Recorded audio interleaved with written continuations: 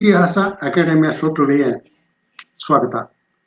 ಈ ದಿನ ಇಂಟರ್ನೆಟ್ ನಿಂದ ಒಂದು ತೊಂದರೆಯಿಂದಾಗಿ ನಾವು ನಿಧಾನವಾಗಿ ಇವತ್ತು ಕಾರ್ಯಕ್ರಮವನ್ನು ಆರಂಭಿಸ್ತಾ ಇದ್ದೀವಿ. ದಯವಿಟ್ಟು ಕ್ಷಮಿಸಬೇಕು. ಇತಿಹಾಸ ನಿರ್ಮಾತೃಗಳು ಸರಣಿ ಉಪನ್ಯಾಸ 14 ಇಂದು ನಾವು ಪ್ರಸ್ತುತಪಡಿಸ್ತಾ ಇದ್ದೇವೆ. ಇಂದು ಇತಿಹಾಸಕಾರ, ಶ್ರೇಷ್ಠ ಸಂಘಟಕ, ಇತಿಹಾಸ ಅಕಾಡೆಮಿಯನ್ನು ಹುಟ್ಟುಹಾಕಿದ ಧೀಮಂತ ವ್ಯಕ್ತಿ ಡಾಕ್ಟರ್ ಸೂರ್ಯನಾಥ್ ಕಾಮತ್ತರ ಅವರ ಬಗ್ಗೆ ಡಾಕ್ಟರ್ ಎಚ್.ಎಸ್. ಉಷಾರಾಣಿ, ನಿವೃತ್ತ ಪ್ರಾಂಶುಪಾಲರು, ಟಿ. ನರಸೀಪುರ ವಿದ್ಯೋದಯ ಕಾಲೇಜಿನವರು ಉಪನ್ಯಾಸವನ್ನ ನೀಡಲಿದ್ದಾರೆ. ಈಗ ನಾನು ಎಚ್.ಎಸ್. ಉಷಾರಾಣಿ ಅವರ ಪರಿಚಯವನ್ನ ತಮ್ಮಲ್ಲಿ ಮಾಡಿಕೊಡ್ತಾ ಇದ್ದೇನೆ. ಉಷಾರಾಣಿ ಅವರು ದಕ್ಷಿಣ ಕನ್ನಡ ಜಿಲ್ಲೆಯ ಸುಳ್ಯ ತಾಲೂಕಿನ ಪಂಜ ಸೀಮೆಯವರು. ಅವರ ಜನನ 28/11/1956 ಸುಳ್ಯ ತಾಲೂಕು ಮುಚ್ಚಿಲದಲ್ಲಿ ಅವರ ಜನನವಾಯಿತು. ಅವರು ಬಾಲ್ಯದಿಂದಲೇ ತಮ್ಮ ತಂದೆ ತಾಯಿಗಳೊಡನೆ ಮೈಸೂರಿನಲ್ಲಿ ವಾಸ್ತವ್ಯವನ್ನು ಹೂಡಿದ್ದರು. ಅವರ ವಿದ್ಯಾಭ್ಯಾಸ ಸೇಂಟ್ ಮೇರೀಸ್ ಶಾಲೆಯಲ್ಲಿ ಪ್ರಾಥಮಿಕ ಮತ್ತು ಪ್ರೌಢ ಶಿಕ್ಷಣವನ್ನು ಮುಗಿಸಿದರು. ನಂತರ ಮೈಸೂರು ಮಹಾರಾಣಿಯವರ ಕಾಲೇಜಿನಲ್ಲಿ ಪದವಿ ಪೂರ್ವ ಶಿಕ್ಷಣ ಹಾಗೂ BA ಪದವಿಯನ್ನು ಅವರು ಗಳಿಸಿದರು. ಮೈಸೂರು ವಿಶ್ವವಿದ್ಯಾನಿಲಯದಲ್ಲಿ ಇತಿಹಾಸದಲ್ಲಿ ಸ್ನಾತಕೋತ್ತರ ಪದವಿಯನ್ನು 1978-80ರಲ್ಲಿ ಅವರು ಮುಗಿಸಿದರು. ನಂತರ B.Ed ಪ್ರಶಿಕ್ಷಣವನ್ನು ಸರ್ಕಾರಿ ಮಹಾವಿದ್ಯಾಲಯದಲ್ಲಿ ಅವರು ಪಡೆದರು. 1981ರಲ್ಲಿ ಗ್ರಾಮ ವಿದ್ಯೋದಯ ಸಂಘದ ಆಶ್ರಯದಲ್ಲಿ ವಿದ್ಯೋದಯ ಪ್ರಥಮ ದರ್ಜೆ ಕಲಾ ಮತ್ತು ವಾಣಿಜ್ಯ ಕಾಲೇಜಿನಲ್ಲಿ ಉಪನ್ಯಾಸಿಕೆಯಾಗಿ ಸೇರಿ ತಮ್ಮ ಸೇವೆಯನ್ನು ಮುಂದುವರಿಸಿ ಸುಮಾರು 36 ವರ್ಷಗಳ ದೀರ್ಘ ಸೇವೆಯನ್ನು ಅವರು ಸಲ್ಲಿಸಿ 2016ರಲ್ಲಿ ಸಹ ಪ್ರಾಧ್ಯಾಪಕಿಯಾಗಿ ಹಾಗೂ ಪ್ರಾಂಶುಪಾಲರಾಗಿ ಅಲ್ಲಿ ನಿವೃತ್ತಿ ಹೊಂದಿದರು. ಇವರು ಗ್ರಾಮ ವಿದ್ಯೋದಯ ಆಡಳಿತ ಮಂಡಳಿಯ ಸದಸ್ಯರಾಗಿಯೂ ಸೇವೆಯನ್ನ ಸಲ್ಲಿಸಿದ್ದಾರೆ. 1989ರಲ್ಲಿ PhD ಪದವಿಯನ್ನ ಇವರು ಪಡೆದರು. ವಿಷಯ agrarian system during Hoysala period, ಹೊಯ್ಸಳರ ಕಾಲದ ಕೃಷಿ ಪದ್ಧತಿ. ಮಾರ್ಗದರ್ಶಕರು ಪ್ರೊಫೆಸರ್ R.G. ಶಿವಣ್ಣನವರು. ಇವರು ಉಪನ್ಯಾಸಕಿಯಾಗಿದ್ದಾಗ ಹಲವಾರು ಕಾರ್ಯಕ್ರಮಗಳಿಗೆ ಇವರು ಸಂಚಾಲಕರಾಗಿ ಸಂಯೋಜಕರಾಗಿ ಕಾರ್ಯನಿರ್ವಹಣೆ ಮಾಡಿದ್ದಾರೆ. ಪರಂಪರೆ ಉಳಿಸಿ ಕಾರ್ಯಕ್ರಮಗಳನ್ನು ನಡೆಸಿದ್ದಾರೆ. ಪರಂಪರೆ ಕೂಟ ಸ್ಥಾಪನೆ ಮಾಡಿ ಅಲ್ಲಿಯೂ ಕಾರ್ಯಕ್ರಮಗಳನ್ನು ನಡೆಸಿದ್ದಾರೆ. ಪಾರಂಪರಿಕ ಪ್ರವಾಸಗಳನ್ನ ಅವರ ಕಾಲೇಜಿನ ಪರವಾಗಿ ಮತ್ತು ವಿದ್ಯಾರ್ಥಿಗಳನ್ನ ಕರೆದುಕೊಂಡು ರಾಷ್ಟ್ರ ಮಟ್ಟದಲ್ಲಿ ಅವರು ಯೋಜಿಸಿದ್ದಾರೆ. ಅಜಂತ, ಎಲ್ಲೋರ, ಸಾಂಚಿ, ರಾಜಗೃಹ, ದೆಹಲಿ, ಹಾತಿಗುಂಪ ಮೊದಲಾದ ಸ್ಥಳಗಳಿಗೆ ವಿದ್ಯಾರ್ಥಿಗಳನ್ನು ಕರೆದುಕೊಂಡು ಹೋಗಿ ಅವರ ಕಾರ್ಯಕ್ರಮಗಳನ್ನು ರೂಪಿಸಿದ್ದಾರೆ. ಇವರು ಅಧ್ಯಯನಕಾಂಕ್ಷಿಯಾಗಿ ಸುಮಾರು 30 ದೇಶ ವಿದೇಶಗಳಲ್ಲಿ ಪ್ರವಾಸವನ್ನು ಕೈಗೊಂಡಿದ್ದರು. ಪಶ್ಚಿಮ ಯುರೋಪ್ ರಾಷ್ಟ್ರಗಳು, USA, ದಕ್ಷಿಣ ಅಮೆರಿಕ, ಸ್ಕಾಂಡಿನೇವಿಯನ್ ರಾಷ್ಟ್ರಗಳು, ಆಸ್ಟ್ರೇಲಿಯಾ, ನ್ಯೂಜಿಲೆಂಡ್, ಆಗ್ನೇಯ ಏಷ್ಯಾ, ಬಾಲಿ, ಕಾಂಬೋಡಿಯಾ, ಯೂರೋ ಏಷ್ಯನ್ ರಾಷ್ಟ್ರಗಳು ಇವುಗಳಿಗೆ ಭೇಟಿ ನೀಡಿದ್ದರು. ಆಧ್ಯಾತ್ಮಿಕ ಸಾಧನೆಯಲ್ಲಿ ಇವರು ಧ್ಯಾನ ಯೋಗದ ಪ್ರಶಿಕ್ಷಕರಾಗಿ ಪಿರಮಿಡ್ ಧ್ಯಾನ ಯೋಗವನ್ನ ಇವರು ಹಲವಾರು ವಿದ್ಯಾರ್ಥಿಗಳಿಗೆ, ಹಲವಾರು ಮಹನೀಯರಿಗೆ ಇವರು ಉಣಬಡಿಸಿದ್ದಾರೆ. ಇವರ ಪ್ರಕಟಣೆಗಳ ಬಗ್ಗೆ ಕೆಲವು ಮಾತುಗಳನ್ನು ಹೇಳ್ತೇನೆ. ಇವರು 50ಕ್ಕೂ ಹೆಚ್ಚು ಸಂಶೋಧನಾ ಪ್ರಬಂಧಗಳನ್ನ ಇವರು ಮಂಡಿಸಿದ್ದಾರೆ. ಇತಿಹಾಸ ದರ್ಶನ, ಇತಿಹಾಸ ಮತ್ತು ಪುರಾತತ್ವ ಮತ್ತು ಸ್ಮರಣ ಸಂಚಿಕೆಗಳು ಹಾಗೂ ಇಂಡಿಯನ್ ಹಿಸ್ಟರಿ ಕಾಂಗ್ರೆಸ್ನಲ್ಲಿ ಇವರು ಪ್ರಬಂಧಗಳನ್ನು ಮಂಡಿಸಿದ್ದಾರೆ. ಇವರ ಪುಸ್ತಕಗಳ ಪ್ರಕಟಣೆ ಸಂಶೋಧನೆಗೆ ಸಂಬಂಧಿಸಿದಂತೆ ಶಾಸನಾಂತರಂಗ, ಕ್ಷೇತ್ರಾಂತರಂಗ ಎಂದು 2 ಪುಸ್ತಕಗಳನ್ನ ಅವರು ಪ್ರಕಟಿಸಿದ್ದಾರೆ. ನಂತರ ಪ್ರವಾಸ ಕಥನ ಯುರೋ 2008, ಪಿರಮಿಡ್ ನಾಡಿನಲ್ಲಿ 2009, ಮಹಿಳೆ ಮತ್ತು ಸಮಕಾಲೀನ ಸವಾಲುಗಳು ಎಂಬುವ ಲೇಖನ ಸಂಕಲನವನ್ನು ಪ್ರಕಟಿಸಿದ್ದಾರೆ. ನಂತರ ಬುದ್ಧವಾಣಿ ಎನ್ನುವ ಒಂದು ಪುಸ್ತಕವನ್ನ ಅವರು ಸಂಪಾದಿಸಿದ್ದಾರೆ. ಇದಲ್ಲದೆ ಇವರು ಮತ್ತೆರಡು ಸಂಪಾದಿತ ಪುಸ್ತಕಗಳು ರೀಸೆಂಟ್ ಡಿಸ್ಕವರೀಸ್ ಆಫ್ ಸ್ಕಲ್ಪ್ಚರ್ಸ್ ಇನ್ ಕರ್ನಾಟಕ ಹಾಗೂ ವುಮೆನ್ ಅಂಡ್ ಕಾಂಟೆಂಪ್ರರಿ ಚಾಲೆಂಜಸ್, ಇವು ಇವರ ಪ್ರಕಟಣೆಗಳು. ಈಗ ಶ್ರೀಮತಿ ಉಷಾರಾಣಿ ಅವ್ರನ್ನ ಉಪನ್ಯಾಸವನ್ನು ನೀಡಬೇಕು ಅಂತ ತಮ್ಮೆಲ್ಲರ ಪರವಾಗಿ ನಾನು ವಿನಂತಿ ಮಾಡಿಕೊಳ್ತಾ ಇದ್ದೇನೆ.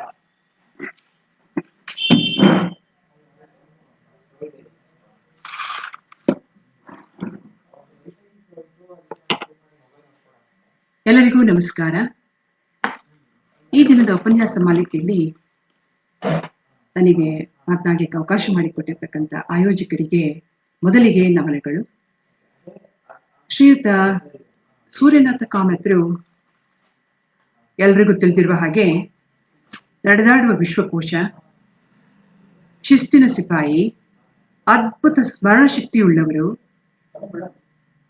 ಹಾಗೇನೆ ಸಂಶೋಧನಾ ಕ್ಷೇತ್ರದಲ್ಲಿ ಸಾಕಷ್ಟು ಕೆಲಸಗಳನ್ನ ಮಾಡಿರ್ತಕ್ಕಂಥವರು, ಕರ್ನಾಟಕದ ಹಿನ್ನೆಲೆಯಲ್ಲಿ ಅಂತ ಹೇಳಿ ಗೊತ್ತಿರ್ತಕ್ಕಂಥದ್ದು, ಅಂದ್ರೆ ಬೇರೆಯವ್ರು ಹೇಳಿರುವಂಥದ್ದು, ಹಾಗೆ ನಾನು ಕೇಳಿದ್ದು, ಇವುಗಳನ್ನೆಲ್ಲ ಕ್ರೋಢೀಕರಿಸಿ ನಾನು ಮಾತನಾಡಲಿಕ್ಕೆ ತುಂಬಾ ಹೆಮ್ಮೆ ಪಡ್ತಾ ಇದ್ದೇನೆ.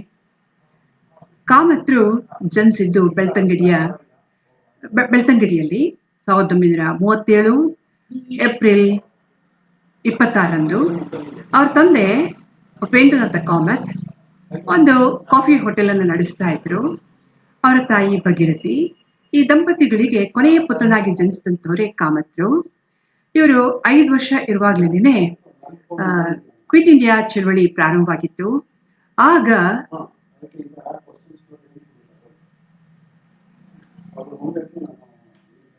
ಸ್ಥಳೀಯ ಶಾಲೆಯ ಮಕ್ಕಳೆಲ್ಲರೂ ಒಂದು ಮೆರವಣಿಗೆಯನ್ನು ಹಮ್ಮಿಕೊಂಡಿದ್ರು. ಆಗ ಬಾಲಕ ಕಾಮತ್ ಮಕ್ಕಳೊಡನೆ ಸೇರ್ಕೊಂಡಿದ್ರು. ಅಂದ್ರೆ ಕ್ವಿಟ್ ಇಂಡಿಯಾ ಚಳವಳಿಯಲ್ಲಿ ಅರಿವಿಲ್ಲದೆ ಭಾಗವಹಿಸಿದ್ರು. ಅಂದ್ರೆ ಸೂಕ್ಷ್ಮ ಸಂವೇದನಾಶೀಲರು ಆಗಿದ್ರು. ಅವರ ಮನೆ ಎದುರಿಗೇನೆ ಅಂಗಡಿ, ಅಂದ್ರೆ ಪಕ್ಕದಲ್ಲೇನೆ ಮನೆಯ ಮುಂದಿನ ಭಾಗ ಅಂಗಡಿ ಇತ್ತು. ಮನೆಯ ಹಿಂಭಾಗದಲ್ಲಿ ಪ್ರತ್ಯೇಕ ಮನೆ, ಹಿತ್ಲು, ನಂತರ ಗದ್ದೆ ಬೈಲು ಇವುಗಳೆಲ್ಲ ಇದ್ದು ಅಲ್ಲಿ ಯಾವಾಗ್ಲೂ ನಾವು ಹೇಳುವ ಹಾಗೆ ಯಾವುದು ಯಕ್ಷಗಾನ ಆಗ್ಬೋದು, ಸರ್ಕಸ್ ಆಗ್ಬೋದು, ಬಯಲಾಟ ಆಗ್ಬೋದು ಇತ್ಯಾದಿಗಳೆಲ್ಲ ನಡೀತಾನೆ ಇರ್ತಿದ್ವು. ಇದನ್ನೆಲ್ಲ ದೂರದಿಂದ ಗಮನಿಸೋದು ಅಥವಾ ಸಾಧ್ಯವಾದ ಭಾಗವಹಿಸೋದು ಈ ರೀತಿಯಾಗಿ ಮಾಡ್ತಾ ಬಂದ್ರು. ಅವರ ಪ್ರಾಥಮಿಕ ಹಂತದಲ್ಲಿ, ಪ್ರಾಥಮಿಕ ಹಂತ ಅಂದ್ರೆ ಒಂದು ಶಾಲೆಯ ಹಂತವನ್ನ ಮುಗಿಸಿದಂತಹ ಕಾಮತ್ರು ಅಕ್ಕನ ಮನೆಗೆ ಮಣಿಹಳ್ಳ, ಅಂದ್ರೆ ಬಂಟ್ವಾಳದಿಂದ 1-2 ಕಿಲೋಮೀಟರ್ ದೂರದಲ್ಲಿರ್ತಕ್ಕಂಥ ಮಣಿಹಳ್ಳಕ್ಕೆ ಹೋಗ್ತಾರೆ. ಅಲ್ಲಿ 5ನೇ ತರಗತಿಯಿಂದ ಮೆಟ್ರಿಕ್ ಪಾಸ್ ಆಗುವವರೆಗೂ ಅಲ್ಲೇನೆ ಇದ್ದು ವಿದ್ಯಾಭ್ಯಾಸ ಮಾಡ್ತಾರೆ. ಆ ಅವಧಿಯಲ್ಲಿ ಅಂದ್ರೆ ಆ ಹೈಯರ್ ಪ್ರೈಮರಿ ಮತ್ತು ಹೈಸ್ಕೂಲ್ ಅಥವಾ ಪ್ರೌಢಶಾಲೆಯ ಹಂತದಲ್ಲಿ ಅವರು ಆಗ್ಲೇ ಗೋಡೆ ಪತ್ರಿಕೆಯಲ್ಲಿ ಸಂಪಾದಕರಾಗಿ ಲೇಖನಗಳನ್ನ ಸಂಗ್ರಹಿಸುವುದು, ಲೇಖನ ಬರೆಯುವಂತ ಒಂದು ಚಟುವಟಿಕೆಯನ್ನ ಹಮ್ಮಿಕೊಂಡ್ಬಿಟ್ಟಿದ್ರು. ಅಷ್ಟೇ ಅಲ್ಲ, ಅವರು ಕಾದಂಬರಿಗಳನ್ನ ಓದತಕ್ಕಂಥದ್ದು, ನಂತರ ಒಳ್ಳೊಳ್ಳೆಯ ರಾಷ್ಟ್ರೀಯ ನಾಯಕರ ಬಗ್ಗೆ ತಿಳ್ಕೊಳ್ಳುವಂತಹ ಒಂದು ಪ್ರವೃತ್ತಿಯನ್ನು ಬೆಳೆಸ್ಕೊಂಡ್ಬಿಟ್ಟಿದ್ರು. ಉದಾಹರಣೆಗೆ ಶಿವರಾಮ್ ಕಾರಂತರ ಮರಳಿ ಮಣ್ಣಿಗೆ ಕಾದಂಬರಿಯನ್ನು ಒಂದೇ ದಿನದಲ್ಲಿ, ಅದು 9ನೇ ತರಗತಿ ಇರ್ಬೇಕಾದ್ರೆ ಓದಿ ಮುಗಿಸ್ಬಿಟ್ಟಿದ್ರಂತೆ ಅವರು. ಅದೊಂದು ಹೆಮ್ಮೆಯಿಂದ ಅವರು ಹೇಳ್ಕೊಂಡಿದ್ದಾರೆ. ನಂತರ ಇದು ಯಾವ್ದು 10-11ನೇ ಕ್ಲಾಸ್ನಲ್ಲಿ ಹಾಗೂ ಹೀಗೆ ಅವರು ಒಬ್ಬ ಭಾಷಣಕಾರನಾಗಿ ಆ ಒಂದು ಕಲೆಯನ್ನ ರೂಢಿಸ್ಕೊಂಡಿದ್ರು.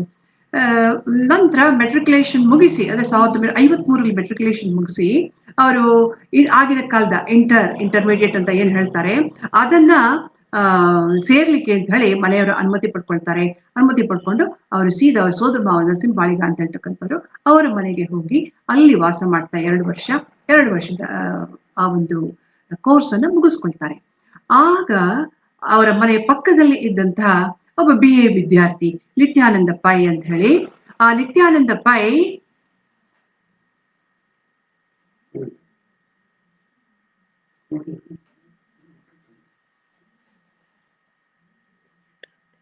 ಇಂಟರ್ಪ್ರೆಟ್ ಅಂತ ಬರ್ತಾ ಇದೆಯಪ್ಪ, ಆಗ್ತಾ ಇಲ್ಲ. What to do? ನಾವು ಅವ್ರಿಗೆ ಹೇಳ್ಬಿಡೋಣ ಅಲ್ವಾ? ಸರಿ ಆಗ್ತಾ ಇಲ್ಲ.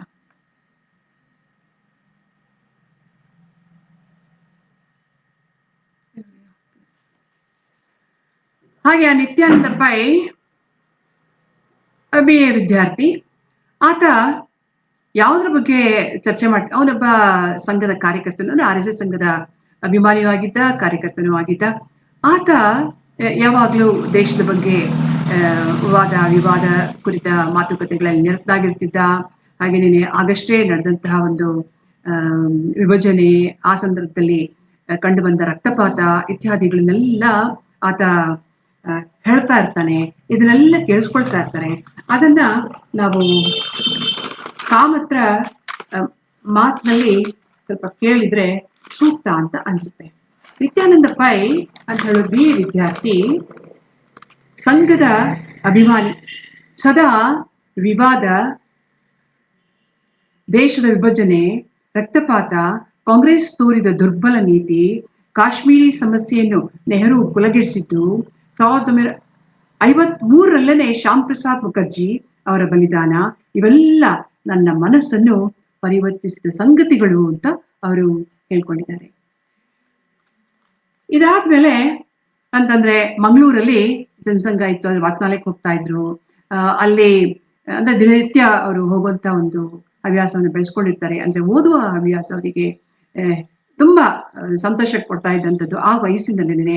ಅಷ್ಟೇ ಯಾಕೆ ಅವರು ಹೈಸ್ಕೂಲ್ ಇರುವಾಗ್ಲೇನೆ ಅವ್ರ ಅಕ್ಕ ಕೊಟ್ಟಂತಹ, ಅವರ ಧಾರವಾಡ ಅಕ್ಕ ಸಂಜೀವಿ ಅಂತ ಹೇಳಿ, ಅವರು ಕೊಟ್ಟಂತಹ ಒಂದು ಚರ್ಕದಲ್ಲಿ ನಿತ್ಯ ನೂಲ್ತಾ ಇದ್ರಂತೆ. ಅಂದ್ರೆ ಎಷ್ಟರ ಮಟ್ಟಿಗೆ ಇದು ಯಾವ್ದದು ಸ್ವಾತಂತ್ರ್ಯ ಸಂಗ್ರಾಮ ಅಂತ ಹೇಳ್ತಕ್ಕಂಥದ್ದು ಏನಿತ್ತು, ಅದು ಈ ಎಳೆಯ ಬಾಲಕನ ಮೇಲೆ ಪ್ರಭಾವ ಬೀರ್ತಿತ್ತು ಅಂತ ಹೇಳೋದನ್ನ ನಾವಿಲ್ಲಿ ಮನಗಾಣ್ಬೋದು. ಹೀಗೆ ಇಲ್ಲಿ ಅದು ಮಂಗಳೂರಲ್ಲಿ ಇದ್ಕೊಂಡು PUC ಓದ್ತಾ ಅವರು ಇಂತಹ ಒಂದು ಸನ್ನಿವೇಶವನ್ನ ಕಂಡ್ಕೊಳ್ತಾರೆ. ಅದ್ರ ಜೊತೆಗೆ ಅವರ ಮೇಲೆ ಅಗಾಧ ಪ್ರಭಾವವನ್ನು ಬೀರಿದ್ದು ಅಂತ ಹೇಳಿದ್ರೆ ಅವರ ಅಣ್ಣ ದಿವಂಗತ ದೇವದಾಸ್ ಕಾಮತ್ ಅಂತ ಹೇಳ್ತಕ್ಕಂಥವ್ರು ವಿಭಜನೆ ಆಗಿದ್ದು ನಿರಾಶ್ರಿತರಾಗಿ ಲಾಹೋರ್ನಿಂದ ಭಾರತಕ್ಕೆ ಬಂದಂತಹ ಡಾಕ್ಟರ್ ಬಾಲಿ ಅಂತ ಹೇಳೋ ಪ್ರೊಫೆಸರ್ ಕೊಟ್ಟಂತಹ now it can be told ಅಂತ ಹೇಳ್ತಕ್ಕಂಥ ಒಂದು ಪುಸ್ತಕ. ಆ ಪುಸ್ತಕ ಅವರ ಮೇಲೆ ಬಹಳ ಪ್ರಭಾವ ಬೀರಿತ್ತಂತೆ. ಅದನ್ನ ಅವರು ತಮ್ಮ ಬದುಕು ಬರಹದಲ್ಲಿ ಹೇಳ್ಕೊಂಡಿದ್ದಾರೆ. ಹೀಗೆ PUC ಮುಗಿಸ್ಕೊಂಡು ಅವರು ಈ ವಿಚಾರಧಾರೆಗಳಿಂದೆಲ್ಲ ಪ್ರಭಾವಿತರಾಗಿದ್ರಲ್ಲ, ಸಂಘದ ಒಂದು ಶಿಕ್ಷಾ ವರ್ಗಕ್ಕೆ ಅಂತ ಹೇಳಿ ಮದ್ರಾಸಿಗೆ ಸೀದಾ ಹೋಗ್ತಾರೆ. ಅಂದ್ರೆ PUC ಮುಗಿಸ್ಕೊಂಡು ಎಕ್ಸಾಮ್ ಮುಗಿಸಿದ್ದಾಗಿನ ಅವರು ಇದಕ್ಕೆ ಹೋಗ್ತಾರೆ, ಮದ್ರಾಸಿಗೆ ಹೋಗ್ತಾರೆ. ಅಲ್ಲಿಂದ ನೇರವಾಗಿ ಧಾರವಾಡಕ್ಕೆ ಬರ್ತಾರೆ. ಅವರು ಧಾರವಾಡಕ್ಕೆ ಬಂದು ಅವರ ಅಕ್ಕ ಸಂಜೀವಲ್ಲೇ ಇದ್ಕೊಂಡು BAಗೆ ಸೇರ್ಕೊಳ್ತಾರೆ. ಅವರ ಅನುಮತಿಯೊಂದಿಗೆ BAಗೆ ಸೇರ್ಕೊಳ್ತಾರೆ. 3 ವರ್ಷ BA ಪದವಿ. ಆ ಅವಧಿಯಲ್ಲಿ ಅವರು ಆಯ್ಕೆ ಮಾಡ್ಕೊಂಡಂತಹ ಐಚ್ಛಿಕ ವಿಷಯಗಳು ರಾಜ್ಯಶಾಸ್ತ್ರ, ನಂತರಕ್ಕೆ ಅರ್ಥಶಾಸ್ತ್ರ, ಹಾಗೇನೆ ಕನ್ನಡ. ಆಗ ಇರ್ಲಿಲ್ಲ, ಯಾವುದು ಇತಿಹಾಸನೂ ಅವ್ರು ತೆಗೆದುಕೊಂಡಿರ್ಲಿಲ್ಲ. ಇದಿಷ್ಟೇ ಐಚ್ಛಿಕ ವಿಷಯಗಳು. ಜೊತೆಗೆ ಅವರು ಸಂಘದ ಕಾರ್ಯಕರ್ತರಾಗಿ ಕೆಲಸ ಮಾಡ್ಲಿಕ್ಕೆ ಪ್ರಾರಂಭ ಮಾಡ್ಬೇಕಿದ್ರು. ಹಾಗೆ ದಿನನಿತ್ಯ ಸಂಜೆ ಹೋಗೋದು, ಆ ಚಟುವಟಿಕೆಗಳಲ್ಲಿ ಭಾಗವಹಿಸೋದು ಇತ್ಯಾದಿಯಾಗಿ ಅವರು ಮಾಡ್ಕೊಳ್ತಾ ಬಂದಿದ್ದಾರೆ. ನಂತರ ಇದರ ಪರಿಣಾಮ ಏನಾಯ್ತಪ್ಪ ಅಂತಂದ್ರೆ, ಅವರು ಪರೀಕ್ಷೆಯಲ್ಲಿ ಅಂದ್ರೆ 3 ವರ್ಷದ ಅವಧಿಯಲ್ಲಿ ಹೆಚ್ಚಾಗಿ ಸಂಘದ ಚಟುವಟಿಕೆಗಳಿಂದ RSS ಸಂಘದ ಚಟುವಟಿಕೆಗಳಿಗೆ ಆದ್ಯತೆ ಕೊಟ್ಟದ್ರಿಂದ ಅವರು 3rd ಕ್ಲಾಸ್ ಅಲ್ಲಿ ಪಾಸ್ ಆದೆ ಅಂತ ಹೇಳ್ಕೊಳ್ತಾರೆ. ಆದ್ರೆ ತಾನು ಪಾಸ್ ಆದದ್ದು ಅದೇನೇ ಒಂದು ದೊಡ್ಡ ಹೆಮ್ಮೆ ಸಂಗತಿ ಅಂತ ತಿಳ್ಕೊಂಡು ಅದನ್ನ ತಿಳಿಸುವಂತಹ ಉತ್ಸಾಹವನ್ನು ಇಟ್ಕೊಂಡು ಅವರು ಹುಟ್ಟೂರಿಗೆ ಬರ್ಬೇಕಾಗುತ್ತೆ, ಅಂದ್ರೆ ಬೆಳ್ತಂಗಡಿಗೆ ಬರ್ಬೇಕಾಗುತ್ತೆ. ಕಾರಣ ಇಷ್ಟೇ, ಅವರ ತಾಯಿ ಅನಾರೋಗ್ಯಕ್ಕೆ ತುತ್ತಾಗಿದ್ರು. ಸುದ್ದಿ ಮುಟ್ಟುತ್ತೆ. ಹಾಗೇನೇನೆ ಅವರು ತಾಯಿಯನ್ನ ಕಾಣ್ಲಿಕ್ಕೆ ಅಂತ ಬರ್ತಾರೆ. ತಾಯಿಯನ್ನ ಕಾಣ್ಲಿಕ್ಕೆ ಬಂದವರಿಗೆ ತಾಯಿಗೆ ವಿಷ ಮುಟ್ಸ್ಲಿಕ್ಕಾಗುತ್ತೆ. ಆದ್ರೆ ತಾಯಿ ಮರುದಿನನೇ ಒಂದು ಸಂತೋಷದಿಂದ, ಅಂದ್ರೆ ಆನಂದದಿಂದ ಪ್ರಾಣ ಬಿಟ್ರು ಅಂತ ಅವರೇನೇ ಅವರ ಬರಹದಲ್ಲಿ ಹೇಳ್ಕೊಂಡಿದ್ದಾರೆ. ಹೀಗೆ ತಾಯಿಯಿಂದ ಒಂದು ಬೇರ್ಪಡೆ ಹೊಂದಿದಂತ ಇವರು ಯಾರು ಕಾಮತ್ರು ಮತ್ತೆ ತಮ್ಮ ಕೆಲಸದ ನಿಮಿತ್ತ ಧಾರವಾಡಕ್ಕೆ ಬಂದ್ಬಿಡ್ತಾರೆ. ಆದ್ರೆ ಧಾರವಾಡದಿಂದ ಹೊರಟಾಗ್ಲೂ ಹೇಳಿರ್ತಾರೆ, ಅವರ ಪ್ರೊಫೆಸರ್ ಒಬ್ಬರಿಗೆ ಹೇಳಿರ್ತಾರೆ, ಪ್ರೊಫೆಸರ್ ಕಾಳಿ ಅಂತ ಹೇಳೋರಿಗೆ, ನನ್ಗೊಂದು MA ಇದಕ್ಕೆ ಪದವಿಗೆ ಕೋರ್ಸ್ ಮಾಡ್ಲಿಕ್ಕೆ ಅಂತ ಹೇಳಿ ಒಂದು ಅರ್ಜಿಯನ್ನ ತಂದಿಡಿ ಅಂತೆಲ್ಲ ಕೇಳ್ಕೊಂಡಿರ್ತಾರೆ. ಯಾಕೆ MA ಮಾಡ್ಬೇಕಿತ್ತು, ಇಷ್ಟು 3rd ಕ್ಲಾಸ್ ಬಂದ್ರು MA ಯಾಕೆ ಮಾಡ್ಬೇಕಿತ್ತು ಅಂತಂದ್ರೆ, ಅವರು ಚಿಕ್ಕ ವಯಸ್ಸಿನಲ್ಲಿ ಒಂದು ಶಿವರಾಮ್ ಕಾರಂತರ ಕಾದಂಬರಿ ಓದಿದ್ದು ಅಂತ ಹೇಳಿದೆ. ಅಷ್ಟೇ ಯಾಕೆ ಅವರು GP ರಾಜರತ್ನಂ, ಹಾಗೇನೇನೆ ಶ್ರೀರಂಗ, ಗುಂಡಪ್ಪ, ಕುವೆಂಪು ಇವರೆಲ್ಲ ಸಾಹಿತಿಗಳಲ್ಲ. ಈ ಸಾಹಿತಿಗಳೆಲ್ಲ MA ಮಾಡ್ಕೊಂಡಿದ್ರು. ನಾನು ಸಾಹಿತಿ ಆಗ್ಬೇಕಾದ್ರೆ ಇವರಂತಾನೆ MA ಮಾಡ್ಕೊಳ್ಬೇಕು ಅಂತ ಹೇಳುವ ಆಶೆ ಇಟ್ಕೊಂಡು MA ಮಾಡ್ಬೇಕು ಅಂತ ಹೇಳುವ ಒಂದು ಮಹದಾಸೆಯನ್ನ ಹೊಂದಿದ್ದು ಈ ಕೋರ್ಸಿಗೆ ಸೇರ್ಲಿಕ್ಕೆ ಮುಂದಾಗ್ತಾರೆ ಅವರು. ಹಾಗೆ ಮುಂದಾದಾಗ ನಾವು ನೋಡ್ತಕ್ಕಂಥದ್ದು ಅವರಿಗೆ ಕಾಳೆಯವರು ಸಹಕರಿಸ್ತಕ್ಕಂಥದ್ದು. ನಂತರ ಅವ್ರೇನ್ ಮಾಡಿದ್ದಾರೆ, ಇವ್ರಿಗೆ ಅದು ಏನ್ ತಗೊಳ್ಬೇಕು ಅಂತ ಗೊತ್ತಿಲ್ಲ. ಗೊತ್ತಿಲ್ಲದೆ ಹೋದ್ರು ಅವರು ಹೇಳಿದ ಪ್ರಕಾರ ಅವರು ಹಿಸ್ಟರಿ ಎ ಗ್ರೂಪ್ ಮತ್ತು ಸಿ ಗ್ರೂಪ್ ಅಂತ ಹೇಳ್ತಕ್ಕಂಥ ವಿಷಯವನ್ನ ಭರ್ತಿ ಮಾಡಿ ಅರ್ಜಿಯನ್ನ ಸಲ್ಲಿಸ್ಬಿಟ್ಟಿದ್ರು. ಅದರ ಪ್ರಕಾರ ಆ ಕೋರ್ಸಿಗೆ ಅವ್ರು ಬಂದು ಸೇರ್ಕೊಳ್ತಾರೆ.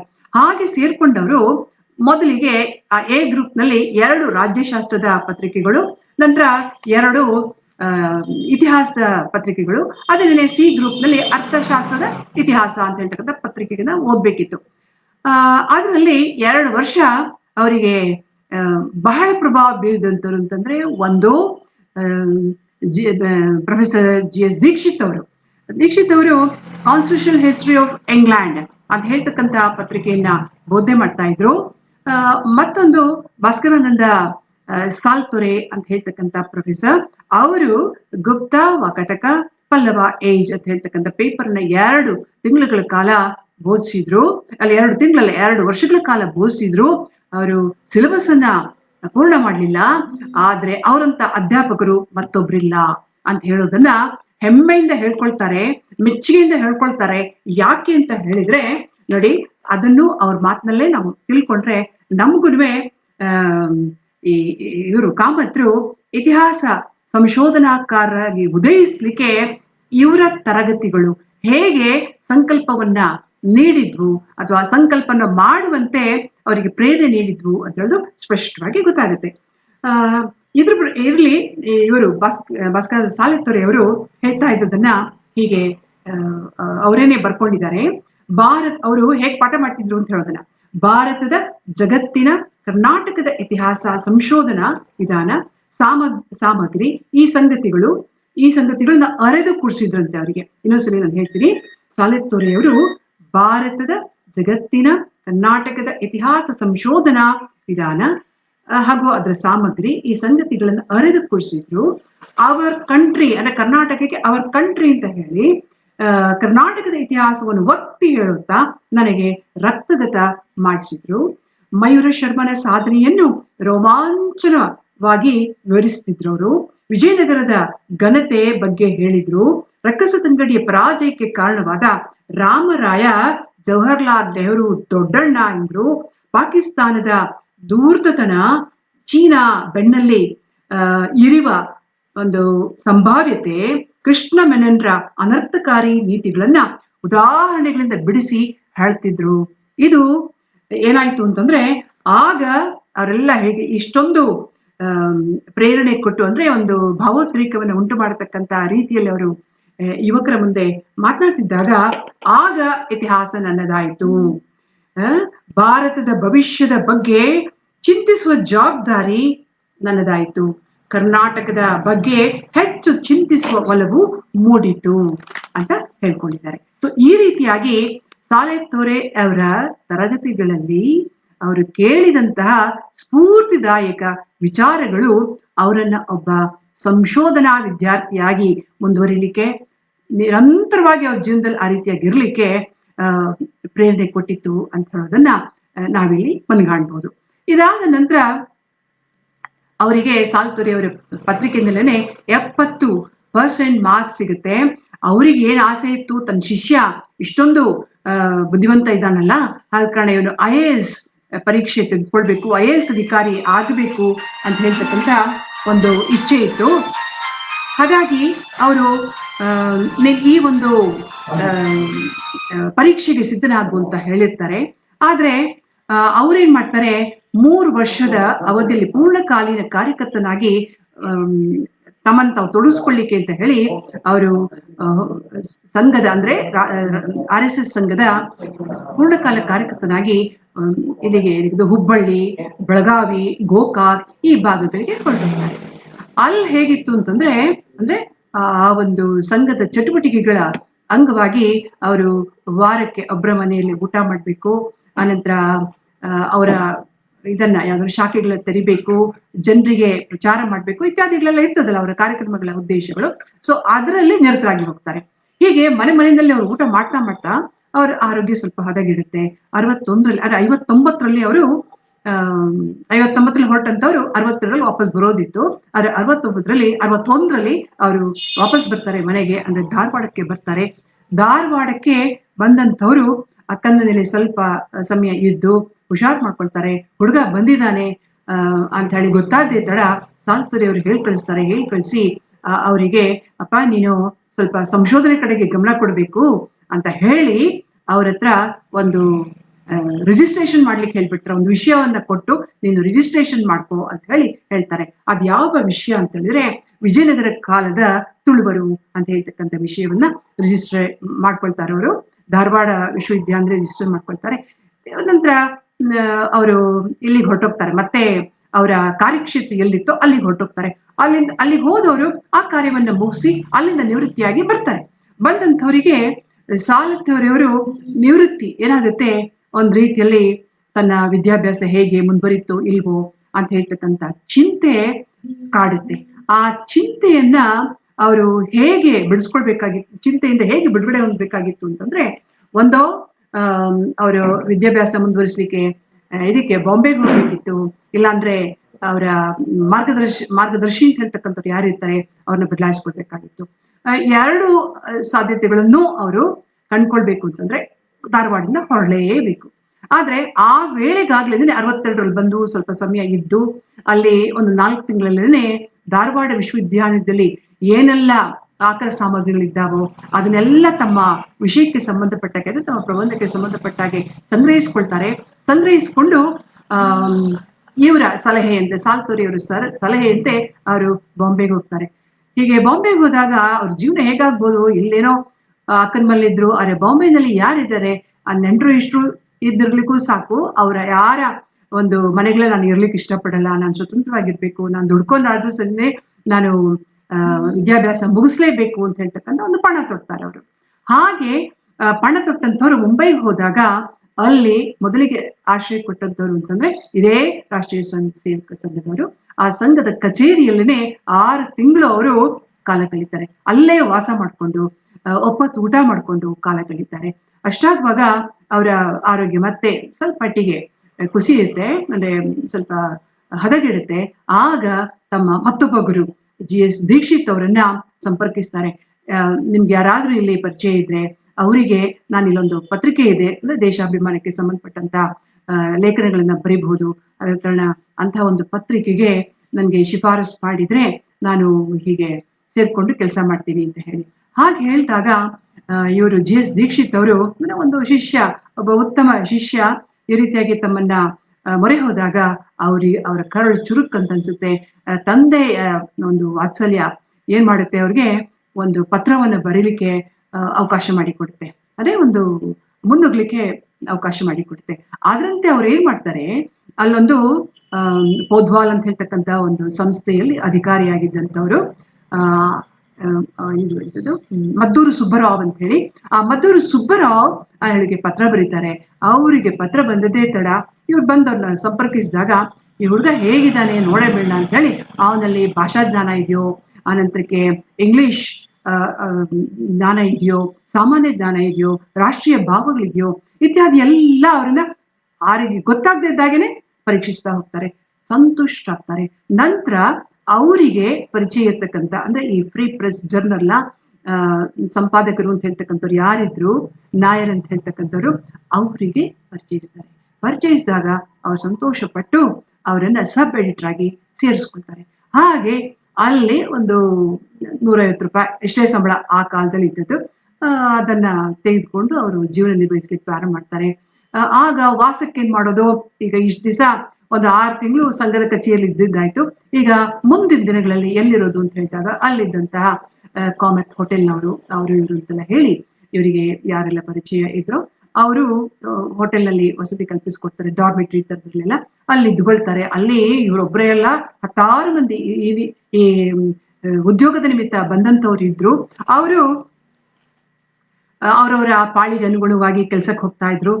ಆಗ ಹಗಲೊತ್ತಲ್ಲಿ ಬಿಡುವಾಗ್ತಾ ಇತ್ತು, ಯಾಕೆಂದ್ರೆ ಇವ್ರು ಯಾವ್ದನ್ನ ಆಫ್ ಮಾಡಿದ್ರು ಅಂತಂದ್ರೆ ರಾತ್ರಿ ಪಾಳಿಯನ್ನ. ಹಾಗಾಗಿ ರಾತ್ರಿ ಪಾಳಿಯಲ್ಲಿ ಕೆಲಸ ಮಾಡ್ಕೊಂಡು ಅವರು ಹಗಲೊತ್ತೆಲ್ಲ ಅವರ ವಿದ್ಯಾಭ್ಯಾಸಕ್ಕೆ ಅಂತಂದ್ರೆ ಆ ಪ್ರಬಂಧಕ್ಕೆ ಅಗತ್ಯ ಇರ್ತಕ್ಕಂಥ ಮಾಹಿತಿಗಳನ್ನ ಸಂಗ್ರಹಿಸೋದು, ಡ್ರಾಫ್ಟ್ ಮಾಡೋದು ಇತ್ಯಾದಿಗಳನ್ನೆಲ್ಲ ಮಾಡ್ತಾ ಇರ್ತಾರೆ. ಹಾಗೂ ಹೀಗೂ ಒಂದು ಹಂತಕ್ಕೆ ಬರುತ್ತೆ. ಒಂದು ಹಂತಕ್ಕೆ ಬಂದು ಇನ್ ಕೊನೆಯ ಅಧ್ಯಾಯಕ್ಕೆ ಅವರಿಗೆ ಬೇಕಾಗತಕ್ಕಂಥ ಪೂರಕ ಮಾಹಿತಿಗಳು ಅಂತಂದ್ರೆ ಅದಕ್ಕೆ ಕ್ಷೇತ್ರ ಕಾರ್ಯ ಮಾಡಲೇಬೇಕು.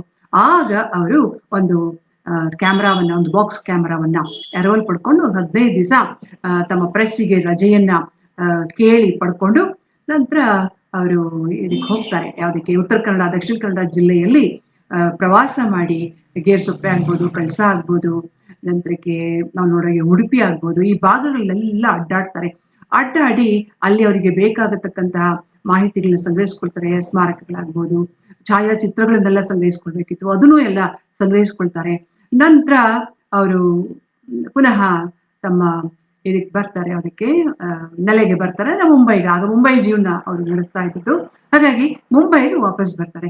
ಬಂದವರೇನೆ ಬಹು ಶೀಘ್ರವಾಗಿ, ಚತುರರಿದ್ರಲ್ಲ, ಬಹು ಶೀಘ್ರವಾಗಿ ಅವರು ಅವರ ಕೊನೆಯ ಅಧ್ಯಾಯ ಏನಿತ್ತು ಅದನ್ನೆಲ್ಲ ಬರೆದು ಮುಗಿಸಿ ತಮ್ಮ ಜೊತೆ ಇದ್ದಂತಹ ಒಬ್ಬ ಇವರು ಯಾರದು ಸಹೋದ್ಯೋಗಿ, ಅವರು ಅವ್ರ ಹೆಸರು ಅಚ್ಯುತರಾವ್ ಕನ್ನಂಗಿ ಅಂತ ಹೇಳಿ, ಅವರಿಗೆ ತೋರಿಸ್ತಾರೆ. ಅವ್ರು ಕಲಾ ವಿಮರ್ಶಕರು ಆಗಿದ್ರು. ಹಾಗೆ ತೋರಿಸಿದಾಗ ತುಂಬಾ ಚೆನ್ನಾಗಿ ಇದೆ ಈ ಅಧ್ಯಾಯ, ಅಥವಾ ನೀವು ಬರ್ದಿರ್ತಕ್ಕಂಥ ಎಲ್ಲ ಇದು ಕೂಡ, ಆದ್ರೆ ನೀವು ಇಲ್ಲಿ ಯಾಕಿರ್ತೀರಾ, ಇದಕ್ಕಿಂತ ಬೇರೆ ಕಡೆ ಉದ್ಯೋಗವನ್ನ ಅರಿಸ್ಕೊಂಡು ಹೋಗಿ ಅಂತ ಹೇಳ್ಬಿಟ್ಟು ಸಲಹೆ ಮಾಡ್ತಾರೆ. ಇವ್ರಿಗೆ ಗೊತ್ತಿರ್ಲಿಲ್ವಂತೆ, ಯಾರಿಗೆ ಆ ಸ್ನೇಹಿತರಿಗೆ ಗೊತ್ತಿರ್ಲಿಲ್ವಂತೆ ಇವರು ಈಗಾಗ್ಲೇನೆ MA ಮಾಡ್ಕೊಂಡು ಬಂದಿದ್ದಾರೆ ಅಂತ ಹೇಳಿ. ಇರ್ಲಿ, ಒಟ್ನಲ್ಲಿ ಅದು ಮುಗಿಸ್ಕೊಂಡ್ರು. ನಂತರ ಅದನ್ನ ಬರೀಲಿಕ್ಕೆ ಅಂತಂದ್ರೆ ಫೈನಲ್ ಕಾಪಿ ಮಾಡ್ಬೇಕಲ್ಲ, ಕೊನೆಯ ಕಾಪಿಯನ್ನ ಮಾಡ್ಲಿಕ್ಕೆ ಅಂತ ಹೇಳಿ, ಅಂದ್ರೆ ಸಿದ್ಧ ಕಾಪಿಯನ್ನ ಮಾಡ್ಬೇಕಲ್ಲ. ಸೊ ಆ ಕಾಪಿ ಮಾಡ್ಲಿಕ್ಕೆ ಅಂತ ಹೇಳಿ ಧಾರವಾಡಕ್ಕೆ ಬರ್ತಾರೆ. ಧಾರವಾಡಕ್ಕೆ ಬಂದು ಅಕ್ಕನ ಮೇಲೆ ಇದ್ಕೊಂಡು ಅದನ್ನ ಮುಗಿಸ್ತಾರೆ. ಮುಗಿಸಿ ನಂತರ ಅವರು 1965ರಲ್ಲಿ ಇದನ್ನ ಬಾಂಬೆ ವಿಶ್ವವಿದ್ಯಾಲಯಕ್ಕೆ ಸಬ್ಮಿಟ್ ಮಾಡ್ತಾರೆ. ಹಾಗೆ ಸಬ್ಮಿಟ್ ಮಾಡಿದ 3 ತಿಂಗಳಲ್ಲಿ ಅವರಿಗೆ ಅವಾರ್ಡ್ ಆಗುತ್ತೆ. ಅವಾರ್ಡ್ ಆದ್ಮೇಲೆ ಅವರು ಸಂತಸದಿಂದ ತಾವು ಆ ಅವಧಿಯಲ್ಲಿ, ಅಂತಂದ್ರೆ 62ರಿಂದ 65ರ ಅವಧಿಯಲ್ಲಿ ಇದ್ರಲ್ಲ, ಆಗ ಸ್ನೇಹಿತರು ಅಥವಾ ಇನ್ನೊಬ್ರು ಇರ್ತಾರಲ್ಲ, ಸೊ ಅಂತವ್ರ ಹತ್ರ ಏನು ಸಣ್ಣ ಪುಟ್ಟ ಸಾಲ ಇತ್ಯಾದಿಗಳನ್ನ ಮಾಡ್ಕೊಂಡಿದ್ರು, ಅದನ್ನೆಲ್ಲ ತೀರಿಸ್ಕೊಂಡು ಅಲ್ಲಿಂದ ಮತ್ತೆ 1,000 ರೂಪಾಯಿ ಸಾಲ ಮಾಡ್ಕೊಂಡೇನೆ ಸೀದಾ ಅವರು ಇಲ್ಲಿಗೆ ಬರ್ತಾರೆ. ಎಲ್ಲಿಗೆ ಅಂತಂದ್ರೆ ಧಾರವಾಡಕ್ಕೆ ಬರ್ತಾರೆ. ಅಂದ್ರೆ ಅವ್ರ ಉದ್ದೇಶ ಇದ್ದಿದ್ದು ಬೆಂಗಳೂರಿಗೆ ಬರ್ಬೇಕಂತ. ಅವರು ಧಾರವಾಡ ಮಾರ್ಗವಾಗಿ ಬಂದು ಧಾರವಾಡದ ಸ್ನೇಹಿತರನ್ನೆಲ್ಲ ಭೇಟಿ ಮಾಡಿ ನಂತರ ಅವರಿಗೆಲ್ಲ ಸಿಹಿ ಹಂಚಿ ಬಂದ್ಬಿಡ್ತಾರೆ. ಈಗ ಹೀಗೆ ಬಂದಂಥವರಿಗೆ ಮತ್ತೆ ಆಶ್ರಯ ಕೊಟ್ಟದ್ದು ಅಂತಂದ್ರೆ ರಾಷ್ಟ್ರೀಯ ಸ್ವಯಂ ಸೇವಕ ಸಂಘದ ಕಚೇರಿ, ಅದು ಕೇಶವ ಕೃಪಾ ಅಂತ ಹೇಳಿ. ನಮ್ಮ ಮೈಸೂರಲ್ಲಿ ಮಾಧವ ಕೃಪಾ ಅಂತಿದೆ, ಅಲ್ಲಿ ಕೇಶವ ಕೃಪಾ ಅಂತ ಹೇಳ್ತಾರೆ. ಹಾಗೆ ಅಲ್ಲಿ ಒಂದು 6 ತಿಂಗಳು ಹಾಗೆ ಅಲ್ಲಿ ನೆಲೆಸಿರ್ತಾರೆ.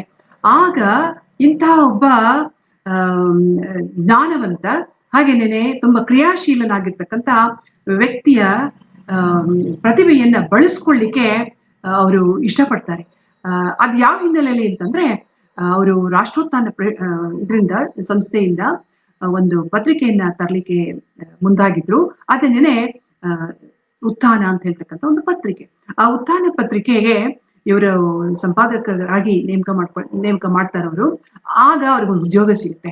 ಉದ್ಯೋಗ ಸಿಕ್ಕಿ ಅವರು, ನಾವು ನೋಡುವ ಹಾಗೆ ಆ ಉತ್ಥಾನ ಪತ್ರಿಕೆಯ ಒಂದು ಚೌಕಟ್ಟು ಹೇಗಿರ್ಬೇಕು ಅಂತನ್ನೆಲ್ಲ ಅವರು ಸಿದ್ಧಪಡಿಸ್ಕೊಂಡು ಜನಸಾಮಾನ್ಯರ ಯಾವುದು ಆಸಕ್ತಿಗಳು ಏನಿರ್ತವೆ ಅದಕ್ಕನುಗುಣವಾಗಿ ಒಂದೊಂದೇ ಅಂಕಣವನ್ನೆಲ್ಲ ತೆರೆದು ಅಂದ್ರೆ ವಿಭಾಗಗಳನ್ನ ತೆರೀತಾರೆ. ಅದಕ್ಕೆ ಎಷ್ಟೋ ಬಾರಿ ಆ ಕಾಲದಲ್ಲಿ ಬರೆಯೋರೇ ಇರ್ಲಿಲ್ಲ, ಆದ್ರೆ ಇವರನ್ನೇ ಬೇರೆ ಬೇರೆ ಹೆಸರುಗಳಿಂದ, ಆದಿತ್ಯ ಅಂತ ಆಗ್ಬೋದು, ವಿಕ್ರಮ ಅಂತ ಆಗ್ಬೋದು, ಹೀಗೆ ಬೇರೆ ಬೇರೆ ಹೆಸರುಗಳಿಂದ ಬರೀಲಿಕ್ಕೆ ಪ್ರಾರಂಭ ಮಾಡ್ತಾರೆ. ಪತ್ರಿಕೆ ಬಹಳಷ್ಟು ಪ್ರಸಿದ್ಧಿಗೂ ಅದು ಬರುತ್ತೆ. ನಂತರ ಅವರು ಅಲ್ಲಿಂದ ಹೊರಟು ಬಿಡ್ತಾರೆ. ಹೊರಡುವ ವೇಳೆಗೆ ಇವರಿಗೊಬ್ರು ಸಂಗಾತಿ ನಾವು ನೋಡಿಡುದು ಒಳ್ಳೇದು, ಇವರನ್ನ ನೋಡ್ಕೊಳ್ಳಿಕ್ಕೆ, ಜೊತೆಗೆ ಅವರಿಗೂ ಕೂಡ ಬದುಕು ನಿರ್ವಹಿಸ್ಲಿಕ್ಕೆ ಮತ್ತೆ ಜವಾಬ್ದಾರಿ ಬರ್ಲಿಕ್ಕೆ ಆಗುತ್ತೆ ಅಂತ ಹೇಳ್ಬಿಟ್ಟು ಮನೆಯವರೆಲ್ಲ ಸೇರಿ ಅವರಿಗೆ ವಿವಾಹದ ಪ್ರಸ್ತಾಪವನ್ನು ಇಡ್ತಾರೆ. ಬೇರೆ ಯಾರು ಅಲ್ಲ, ಅವರ ಸೋದರ ಮಾವನ ಮಗಳೇನೇನೆ. ಅವರು ಸಿಂಡಿಕೇಟ್ ಬ್ಯಾಂಕ್ ಅಲ್ಲಿ ಕೆಲಸ ಮಾಡ್ತಾ ಇದ್ರು. ನಂತರ ಮದುವೆ ನಂತರ ಅವ್ರು ಬಿಡ್ತಾರೆ. ಒಟ್ಟಲ್ಲಿ 65ರಲ್ಲಿ ಅವರಿಗೆ ವಿವಾಹ ಆಗುತ್ತೆ. ವಿವಾಹ ಆದ ಮೇಲೆ ನಾವು 65, 66 ಹಾಗೆ ಅವ್ರದ್ದು ವಿವಾಹನೂ ಆಗುತ್ತೆ. ಅಂದ್ರೆ ಅವರು ಒಂದು ಸಾಂಸಾರಿಕ ಜೀವನಕ್ಕೆ ಕಾಲಿಡ್ತಾರೆ. ಆದ್ರೆ ಆಶ್ಚರ್ಯ ಅಂತಂದ್ರೆ, ಅವರು ಸಾಂಸಾರಿಕ ಜೀವನಕ್ಕೆ ಕಾಲಿಡೋ ಮುನ್ನನೇ ಅವರ ಉದ್ಯೋಗಕ್ಕೆ ರಾಜೀನಾಮೆ ಕೊಟ್ಟು ಅವರು ಸುಮಾರು ದಿವಸಗಳ ಕಾಲ, ಒಂದೂವರೆ ತಿಂಗಳ ಕಾಲ ನಿರುದ್ಯೋಗಿಯಾಗಿರ್ತಾರೆ. ಅವ್ರ ಹೆಂಡತಿಗೂ ಕೆಲಸ ಬಿಡಕ್ಕೆ ಹೇಳ್ತಾರೆ. ಯಾಕೆ ಅಂತಂದ್ರೆ, ನಾವು ಕಷ್ಟಪಟ್ಟು ಜೀವನ ಮಾಡೋಣ, ಸರಳತೆಯಿಂದ ಇರೋಣ ಅಂತ ಹೇಳಿ ಹೇಳಿರ್ತಾರೆ. ಆ ಹಿನ್ನೆಲೆಯಲ್ಲಿ ಬಿಟ್ರು ಯಾವ ಹಿನ್ನೆಲೆ ಬಿಟ್ರು ಅಂತ ಹೇಳಿ ನಮ್ಗೆ ಸರಿಯಾಗಿ ಗೊತ್ತಾಗೋದಿಲ್ಲ. ಆನಂತರ ಅವರಿಗೆ ಖಾದ್ರಿ ಶಾಮಣ್ಣವರ ಒಂದು ಪ್ರಭಾವದಿಂದ ಪ್ರಜಾವಾಣಿ ಪತ್ರಿಕೆಯಲ್ಲಿ ಸಬ್ ಎಡಿಟರ್ ಆಗಿ ಕೆಲಸ ಮಾಡುವ ಅವಕಾಶ ಸಿಗುತ್ತೆ. ಆ ಸಂದರ್ಭದಲ್ಲಿ ಸುಮಾರು 16 ತಿಂಗಳು ಅವ್ರಿಗೆ ಕೆಲಸ ಮಾಡ್ತಾರೆ. ಬಹಳ ಅವರ ಯಾವುದು ಜ್ಞಾನವನ್ನ ಅವ್ರು ಹೆಚ್ಚಿಸ್ಕೊಳ್ತಾರೆ. ಐತಿಹಾಸಿಕ ಅದನ್ನ ಲೇಖನಗಳನ್ನ ಬರೀತಾರೆ. ಒಂದು ಅನಂತರ ಅಂತಾರಾಷ್ಟ್ರೀಯ ಯಾವುದು ವಿದ್ಯಮಾನಗಳಿಗೆ ಸಂಬಂಧಪಟ್ಟಂತಹ ಲೇಖನಗಳು ಅದ್ರಲ್ಲಿ ಪ್ರಕಟಿಸಿರ್ತಾರೆ. ಅದಕ್ಕೂ ಮೊದಲೇನೆ ಚೀನಾ ಆಕ್ರಮಣ ಏನಿತ್ತು ಆ ಸಂದರ್ಭದಲ್ಲಿ ಚೀನಾ ಯಾವ್ದು ನೀತಿ ಹೇಗಿದೆ ಅಂತ ಹೇಳಿದ್ರ ಕುರಿತು ಕೂಡ ಬರೆದಿದ್ರು. ಅದು ಸಂಯುಕ್ತ ಕರ್ನಾಟಕ, ನಂತರ ಕರ್ಮವೀರ, ಈ ಪತ್ರಿಕೆಗಳೆಲ್ಲ ಪ್ರಕಟ ಆಗಿತ್ತದು. ಅಂದ್ರೆ ಇವರು ಸದಾ ಕಾಲವೂ ತಮ್ಮ ಚೈತನ್ಯವನ್ನ ಕ್ರಿಯಾಶೀಲವಾಗಿ ಇಟ್ಕೊಳ್ಳಿಕ್ಕೆ ಯತ್ನಿಸ್ತಾ ಇದ್ರು.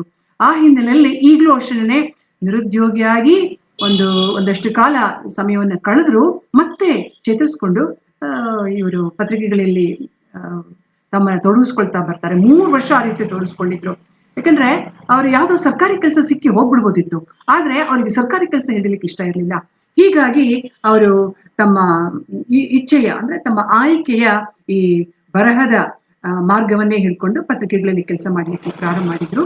ಹಾಗೆ ಪ್ರಾರಂಭ ಮಾಡಿದಂತಹ ಕಾಮತ್ರು ಅವರ ವಿದ್ವತ್ಪೂರ್ಣ ಲೇಖನಗಳು, ಐತಿಹಾಸಿಕ ಆಧಾರ ಇರ್ತಕ್ಕಂಥ ಲೇಖನಗಳು ಏನ್ ಮಾಡ್ತವೆ, ಬೆಂಗಳೂರಿಗೆ ಬಂದಿದ್ದ ಈ ಒಬ್ಬ ಘನ ವ್ಯಕ್ತಿಯನ್ನ ಸೆಳೆಯುವಂತೆ ಮಾಡುತ್ತೆ. ಘನ ವ್ಯಕ್ತಿಗೆ ಆ ವಿಶ್ವವಿದ್ಯಾನಿಲಯ ಸೆಳೆಯುವಂತೆ ಮಾಡುತ್ತೆ.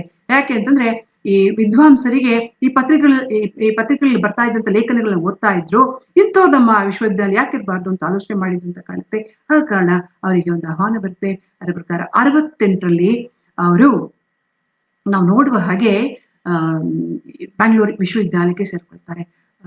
ಆಶ್ಚರ್ಯ ಅಂತಂದ್ರೆ ಎಷ್ಟು ಹಂಬಲ್ ಆಗಿದ್ರು ಕಾಮತ್ರು ಅಂತಂದ್ರೆ ಸ್ವತಂತ್ರವಾಗಿ ತಾನಿರ್ಬೇಕು, ಸ್ವಾಭಿಮಾನದಿರ್ಬೇಕು ಅಂತ ಹೇಳಿ ಆ ಅವಧಿಯಲ್ಲಿ ಅಂದ್ರೆ ಸೇರುವ ಮುನ್ನ 8 ತಿಂಗಳ ಕಾಲ ಬೇರೆ ಬೇರೆ ವಿಶ್ವವಿದ್ಯಾನಿಲಯಗಳಿಗೆ ನೋಟ್ಸ್ ಅನ್ನ ಸಿದ್ಧಪಡಿಸಿ ಅದನ್ನ ಮುದ್ರಿಸಿ ಮಾರಾಟ ಮಾಡ್ತಾ ಇದ್ದಂತಹ ಒಬ್ರು ಮಂಗಳೂರಿನ ರಮೇಶ್ ಪೈ ಅಂತ ಅವರೊಬ್ರು ಅವರು ಇವರನ್ನ ಸಂಪರ್ಕಿಸಿ ಇವರಿಗೆ ನೋಟ್ಸ್ ಸಿದ್ಧಪಡಿಸ್ಕೊಳ್ಳಿ ಹೇಳೋರಂತೆ. ಹಾಗಾಗಿ ಆ ಕಾಯಕದಲ್ಲೂ ತೋಡಿಸ್ಕೊಂಡಿದ್ರು. ಅಂತಂದ್ರೆ ಒಂದು ತಿಂಗಳಿಗೆ 100 ರೂಪಾಯಿ ಸಿಗುತ್ತೆ ಅಂತ. ಈಗ ಪತ್ರಿಕೆಗಳಿಂದ ಬರ್ತಕ್ಕಂಥ ಹಣ ಪ್ಲಸ್ 100 ರೂಪಾಯಿ ಸಿಗುತ್ತಲ್ಲ ಅಂತ ಹೇಳಿ ತಮ್ಮ ಜ್ಞಾನವನ್ನ ಹೆಚ್ಚಿಸ್ಕೊಳ್ಳಿಕ್ಕೆ ಈ ಕಾಯಕದಲ್ಲಿ ತೊಡಗಿಸ್ಕೊಂಡಿದ್ರು ಅಷ್ಟೇ. ಹಾಗೆ ಆ ರೀತಿಯಾದಂತ ಕಾಯಕದಲ್ಲಿದ್ರು. ನಂತರಕ್ಕೆ ಅವರು ಹೇಗೂ ವಿಶ್ವವಿದ್ಯಾನಿಲಯ ಪ್ರವೇಶಿಸಿದ ಮೇಲೆ ಸುಮಾರು 13 ವರ್ಷಗಳ ಕಾಲ ಅಲ್ಲಿ ನೆಲೆನಿಲ್ತಾರೆ. ಆ ಅವಧಿಯಲ್ಲಿ ಅಂದ್ರೆ ಅಧ್ಯಾಪಕರಾಗಿ ಅವರ ಕಾರ್ಯವೈಖರಿ ಹೇಗಿತ್ತು ಅಂತಂದಾಗ ತೀಕ್ಷ್ಣಮತಿಯಾಗಿದ್ರು ಅವರು. ವಿದ್ಯಾರ್ಥಿಗಳಿಗೆ ತೃಪ್ತಿಕರವಾಗುವ ಹಾಗೆ ಪಾಠ ಮಾಡ್ತಾ ಇದ್ರು. ಯಾವತ್ತೂ ತಡವಾಗಿ ಬಂದವರಲ್ಲ. ಯಾವುದೇ ಪ್ರಶ್ನೆ ಕೇಳಿದ್ರು ಅವರು ನಾಳೆ ಹೇಳ್ತೀನಿ ಅಂತ ಹೇಳೋ ಸಬೂಬ್ ಕಾರಣ ಹೇಳೋದು, ಮತ್ತೊಂದು ಮಾಡೋದು, ಆ ರೀತಿಯಾಗಿ ಮಾಡದೆ ಕೂಡ್ಲೇನೆ ಅವರಿಗೆ ಗೊತ್ತಿರ್ತಕ್ಕಂಥ ಉತ್ತರವನ್ನ ಅವರಿಗೆ ಸಂಧಾನವಾಗುವಾಗೆ ಹೇಳಿ ವಿದ್ಯಾರ್ಥಿಗಳಲ್ಲಿ ಗೌರವವನ್ನ ಬೆಳೆಸ್ಕೊಂಡಿದ್ರು ಅಂತ ಅವರ ವಿದ್ಯಾರ್ಥಿ ಏನು ನಿವೃತ್ತಿ ಹೊಂದಿದ್ದಾರೆ. ಈಗ ಅವರನ್ನೇ ಈಗ 73 ವರ್ಷಕ್ಕೆ ಬಂದ್ಬಿಟ್ಟಿದ್ದಾರೆ. ಅವರು ಬರಹ ರೂಪದಕ್ಕೆ ಇಳಿಸ್ಬಿಟ್ಟಿದ್ದಾರೆ ಇದನ್ನೆಲ್ಲ. ಹಾಗಾಗಿ ನಮ್ಮಂತವರಿಗೆ ಇಂಥ ಸಂದರ್ಭದಲ್ಲಿ ಬಳಸ್ಕೊಳ್ಳಿಕ್ಕೆ ಆ ಅವಕಾಶ ಆಗಿದೆ. ಹಾಗೆ ಅಧ್ಯಾಪಕರಾಗಿದ್ದಂಥವರು ಬಹಳ ಶ್ರದ್ಧೆಯಿಂದ ವಿದ್ಯಾರ್ಥಿಗಳೊಡನೆ ತಮ್ಮ ವಿಚಾರಗಳನ್ನ ಹಂಚ್ಕೊಳ್ಳುತ್ತವೇ ತಮ್ಮನ್ನ ತಾವು ಮುಳುಗಿಸ್ಕೊಂಡ್ ಬಿಟ್ಟಿದ್ರು. ಹೋಗೋದು ಬರೋದು ಕೂಡ ಅವರಿಗೆ ಗೊತ್ತಾಗ್ತಿರ್ಲಿಲ್ಲ. ಅವರು ಛತ್ರಿ ಹಿಡ್ಕೊಂಡು ಬರೋರಂತೆ. ಅವರ ವಿದ್ಯಾರ್ಥಿಗಳೆಲ್ಲ ಅಂದ್ರೆ ಆಗ ಬೆಂಗಳೂರು ವಿಶ್ವವಿದ್ಯಾಲಯ ಅಂತ ಅಂದಾಗ ಅಲ್ಲಿ ಬಿ ಆನರ್ಸ್, ಅದು ಅಂದ್ರೆ ಆನರ್ಸ್ ಪದವಿ ತರಗತಿಗಳ ಆನರ್ಸ್ ಮತ್ತು MA ತರಗತಿಗಳು, ಒಟ್ಟು 5 ವರ್ಷ ಒಂದ್ಸಲಿ ಸೇರ್ಕೊಂಡ್ರೆ ಅವ್ರು ಅದನ್ನ ಮುಗಿಸ್ಕೋಬೋದಿತ್ತು. ಹಾಗೆ ಸೇರಿದಂತಹ ವಿದ್ಯಾರ್ಥಿಗಳು ಒಂದು ಈ ಅಧ್ಯಾಪಕರ ಬಗ್ಗೆ ವಿಶೇಷ ಗೌರವ ಬೆಳೆಸ್ಕೊಂಡ್ಬಿಟ್ಟಿದ್ರಲ್ಲ, ಅವರು ಛತ್ರಿ ಹಿಡ್ಕೊಂಡು ತರಗತಿಗೆ ಬರೋದು ಅಥವಾ ಇದಕ್ಕೆ ಬರ್ತಾ ಇದ್ರೆ ಅಲ್ಲೇನೆ ಎಲ್ಲ ವಿದ್ಯಾರ್ಥಿಗಳು ಓಡಾಡ್ಕೊಂಡಿರ್ತಿದ್ರಲ್ಲ, ಅವರನ್ನ ಮೆಲ್ಲಿಗೆ ವೆಲ್ಕಮ್ ಮಾಡ್ತಾ ಇದ್ರಂತೆ. ಹೇಗೆ ಅಂತಂದ್ರೆ ವೆಲ್ಕಮ್ ಟು ಮೂವಿಂಗ್ ಎನ್ಸೈಕ್ಲೋಪೀಡಿಯಾ ಅಂತ. ನೋಡಿ, ನಡೆದಾಡುವ ವಿಶ್ವಕೋಶ ಅಂತ ಆ ಕಾಲದಲ್ಲಿ ವಿದ್ಯಾರ್ಥಿಗಳು ಅಷ್ಟು ಸಣ್ಣ ಅವಧಿಯಲ್ಲೇ ಕಂಡ್ಕೊಂಡ್ಬಿಟ್ಟಿದ್ರು, ಅಲ್ಪಾವಧಿಯಲ್ಲೇ ಕಂಡ್ಕೊಂಡ್ಬಿಟ್ಟಿದ್ರು. ಒಂದು. ಎರಡನೇದು ಏನಂತೆ ಅಂತಂದ್ರೆ, ಅವರೇ ಹೇಳ್ಕೊಂಡಿರುವ ಹಾಗೆ ಅವರು ಆ ಅಧ್ಯಾಪಕರಾಗಿರುವಾಗ ಅಂದ್ರೆ ಈ ವಿದ್ಯಾರ್ಥಿಗಳಲ್ಲಿ 14-15 ವರ್ಷದ ಹುಡುಗಿಯರು, ಅವರಿಗೆ ಒಂದು 20-30 ವರ್ಷ, ಯಾವುದೇ ಕಾರಣಕ್ಕೂ ಯಾರನ್ನು ಯಾವುದೇ ಒಂದು ಒಂದು ಬೇರೆ ರೀತಿಯಲ್ಲಿ ನೋಡಿದವರಿಲ್ಲಂತೆ. ಈ ಕೇವಲ ಅಧ್ಯಾಪಕರಾಗಿ ತಮ್ಮ ಕಾರ್ಯದಲ್ಲಿ ಮಗ್ನರಾಗಿರ್ತಿದ್ರೆ ವಿನಃ ಕೇಳಿದಂತ ಪ್ರಶ್ನೆಗೆ ಉತ್ತರ ಕೊಡೋದೇ ಅವರ ಜವಾಬ್ದಾರಿ, ಅವರಿಗೆ ಸಂಧಾನವಾಗುವಾಗೆ ಹೇಳ್ಕೊಡೋದೇ ಒಂದು ಜವಾಬ್ದಾರಿ ಅಂತ ಹೇಳೋದನ್ನ ಈ ವಿದ್ಯಾರ್ಥಿಗಳು ಕಂಡುಕೊಂಡಿದ್ರು. ಹಾಗಾಗಿ ಇನ್ನೂ ಹೆಚ್ಚಿನ ಗೌರವ, ಅದರಲ್ಲೂ ಗ್ರಾಮೀಣ ಭಾಗದಿಂದ ಬರ್ತಕ್ಕಂಥವರಿಗೆ ಅವರು ಕೊಡ್ತಾ ಇದ್ದಂತ ನೋಟ್ಸ್ಗಳು, ಒಂದ್ ವೇಳೆ ನೋಟ್ಸ್ ತಯಾರು ಮಾಡ್ಲಿಕ್ಕೆ ಅವರ ಲೈಬ್ರರಿಯಲ್ಲಿ ಸಾಕಷ್ಟು ಪುಸ್ತಕಗಳಿಲ್ಲ ಅಂತಂದ್ರೆ, ಈಗಾಗ್ಲೇನೆ ಮಿಥಿಕ್ ಸೊಸೈಟಿಯಲ್ಲಿ ಏನು ಲೈಬ್ರರಿ ಇತ್ತಲ್ಲ, ಸೊ ಅಲ್ಲಿಂದ ಎರವಲು ಪಡ್ಕೊಂಡು ಅದನ್ನ ಬಳಸ್ಕೊಳ್ತಾ ಇದ್ರು. ಸಾಲದಕ್ಕೆ ವಿಚಾರಗೋಷ್ಠಿಗಳನ್ನ, ಕಾರ್ಯಾಗಾರಗಳನ್ನ ಮಾಡಿ ಆಕರ ಸಾಮಗ್ರಿಗಳನ್ನ ಸಿದ್ಧಪಡಿಸ್ಕೊಂಡು ಬಂದು ವಿದ್ಯಾರ್ಥಿಗಳಿಗೆ ರವಾನೆ ಮಾಡ್ತಾ ಇದ್ರು, ಮಾಡ್ತಾ ಇದ್ರು. ಈ ರೀತಿಯಾಗಿ ಅವರು ಸುಮಾರು 13 ವರ್ಷ ಕಾಲ ಕಳೆದಿದ್ದಾರಲ್ಲ, ಆ ಅವಧಿಯಲ್ಲಿ ಸುಮಾರು 22 ಪೇಪರ್ಗಳನ್ನ ಬೋಧನೆ ಮಾಡಿದಾರಂತೆ. ಒಂದಕ್ಕಿಂತ ಒಂದು ಬಹಳ ಕಠಿಣವಾಗಿರ್ತಿತ್ತು ಆ ಕಾಲದ ಒಂದು ಪದವಿ ಶಿಕ್ಷಣ ಆಗ್ಲಿ ಅಥವಾ ಸ್ನಾತಕೋತ್ತರ ವಿದ್ಯಾಭ್ಯಾಸ ಆಗ್ಲಿ, ಅದಕ್ಕೆಲ್ಲದಕ್ಕೂ ಹೇಳಿ ಮಾಡಿಸಿದಂತ ಒಬ್ಬ ಅಧ್ಯಾಪಕರು ಇದ್ರು. ಅವರಿದ್ದ ಕಾರಣ ನಾವೆಲ್ಲ ಮಾಡ್ಲಿಕ್ಕಾಯ್ತು ಅಂತ ಅವ್ರಿಗೆಲ್ಲ ಹೇಳ್ಕೊಂಡಿದ್ದಾರೆ. ಈ ರೀತಿಯಾಗಿ 13 ವರ್ಷ ಕೇವಲ ಬೋಧನೆಗೆ ಇವ್ರು ಸೀಮಿತ ಮಾಡ್ಕೊಂಡ್ಬಿಟ್ಟಿದ್ರ. ಅಲ್ಲಿಂದೆಲ್ಲ ಬಿಟ್ಟು ಬಂದ್ರಲ್ಲ, ಪ್ರಜಾವಾಣಿಯಲ್ಲಿದ್ರು, ನಂತರಕ್ಕೆ ಇನ್ಯಾವ್ದ್ರಲ್ಲಿ ಕನ್ನಡಪ್ರಭದಲ್ಲಿದ್ರು, ನಂತರಕ್ಕೆ ಸುಧಾದಲ್ಲಿ ಬರೀತಾ ಇದ್ರು, ಎಲ್ಲ ಐತಿಹಾಸಿಕ ಲೇಖನಗಳನ್ನೇ ಬರೀತಾ ಇದ್ರು. ಇವರು ಅಲ್ಲಿಂದ ಬಂದಿದ್ದ ತಡ ಅಂದ್ರೆ ಬೋಧಕರಾಗಿ ಅಂದ್ರೆ ಅಧ್ಯಾಪಕರಾಗಿ ಸೇರ್ಕೊಂಡಿದ್ದ ತಡ ಬಿಟ್ಬಿಟ್ರ ಬರಹವನ್ನ? ಇಲ್ಲ, ಇವರು ಬಿಟ್ಟು ಬರ್ಬೇಕಾದ್ರೂ ಅವರೆಲ್ಲ ಅವ್ರನ್ನ ಭಿನ್ನವಿಸ್ಕೊಂಡಿದ್ರಂತೆ. ನೀವು ಯಾವುದೇ ಕಾರಣಕ್ಕೂ ನಮ್ಮ ಪತ್ರಿಕೆಗಳಿಗೆ ಬರೆಯೋದನ್ನ ನಿಲ್ಲಿಸ್ಬೇಡಿ, ನೀವು ಬರಿತಾನೇ ಇರ್ಬೇಕು ಅಂತ ಹೇಳಿ. ಹಾಗೆ ಬರಿತಾನೇ ಇದ್ರು, ಬರೆದದ್ದನ್ನ ಅವರು ಪ್ರಕಟಿಸ್ತಾನೆ ಇದ್ರು. ಹಾಗೆ ಪ್ರಕಟಿಸ್ತಾ ಬಂದದ್ದು ಎಷ್ಟು ಪ್ಲಸ್ ಪಾಯಿಂಟ್ ಆಗಿತ್ತು ಅಂತಂದ್ರೆ, ಖಡ್ಗಕ್ಕಿಂತ ಲೇಖನಿ ಹರಿತವಾಗಿರ್ತಕ್ಕಂಥದ್ದು ಅಂತ ನಮ್ಗೆಲ್ಲ ಗೊತ್ತೇ ಇರ್ತಕ್ಕಂಥದ್ದು. ಹಾಗೆ ಇವರ ಲೇಖನಿಗಳಿಂದ ಹೊರ ಹೊಮ್ತಾ ಇದ್ದಂತ ವಿಚಾರಧಾರೆಗಳು, ಅದು ಐತಿಹಾಸಿಕ ಆಧಾರಗಳನ್ನ ಒಳಗೊಂಡಿರ್ತಕ್ಕಂತಹ ವಿಚಾರಧಾರೆಗಳು ಜನಸಾಮಾನ್ಯರ ತಲುಪ್ತಾ ಇದ್ವು. ಒಂದ್ ಕಡೆ ಯುವ ಪೀಳಿಗೆಯನ್ನ, ಇನ್ನೊಂದ್ ಕಡೆ ಜನಸಾಮಾನ್ಯರನ್ನ ಇವರು ತಲುಪ್ತಾ ಇದ್ರು. ಇದು ಸರ್ಕಾರಕ್ಕೂ ಗೊತ್ತಾಯ್ತು. ಅಂದ್ರೆ ಸರ್ಕಾರ ಕೂಡ ಇವರನ್ನ ಗಮನಿಸ್ತಾ ಇತ್ತು ಅಂತ ಹೇಳೋದಕ್ಕೆ ನಾನೀಗ ಹೇಳಿದೆ ಅಷ್ಟೇನೆ. ಅದು ಯಾವ ಸಂದರ್ಭದಲ್ಲಿ ಇದನ್ನ ಸರ್ಕಾರವು ಬಳಸ್ಕೊಳ್ತದೆ ಅಂತಂದ್ರೆ ಅದನ್ನ ನಾನೀಗ ಹೇಳ್ತೀನಿ. ಇದೇ ಅವಧಿಯಲ್ಲಿ ಅವರು ಅಂದ್ರೆ ವಿಶ್ವವಿದ್ಯಾಲಯ ಅಧ್ಯಾಪಕರು ಅಂತಂದ್ರೆ ಒಂದ್ ಕಡೆ ಬೋಧನೆ ಮಾಡ್ಬೇಕು, ಇನ್ನೊಂದ್ ಕಡೆ ಪ್ರಕಟಣೆ ಮಾಡ್ಬೇಕು. ಆ ಪ್ರಕಟಣೆ ಕೆಲಸ ಈ ಪತ್ರಿಕೆಗಳು ಮಾಡ್ತಾ ಇದ್ರು. ನಂತರ ಇವರು ಒಂದು ಹೊಸ ಸಂಶೋಧನಾ ಮಾರ್ಗವನ್ನ ತಿಳಿಪಡಿಸ್ತಾರೆ. ತಾವೇನೇನೆ ಅದನ್ನ ಖುದ್ದಾಗಿ ಅಳವಡಿಸ್ಕೊಂಡು ಅದನ್ನ ಜಾರಿಗೆ ತರಲಿಕ್ಕೆ ಅಂತ ಹೇಳಿ, ಅಂದ್ರೆ ಕಾರ್ಯರೂಪಕ್ಕೆ ತರಲಿಕ್ಕೆ ಅಂತ ಹೇಳಿ ಅವರು ಒಂದು ಇದನ್ನ ಸಮಿತಿಯನ್ನೇ ಮಾಡ್ಕೊಳ್ತಾರೆ.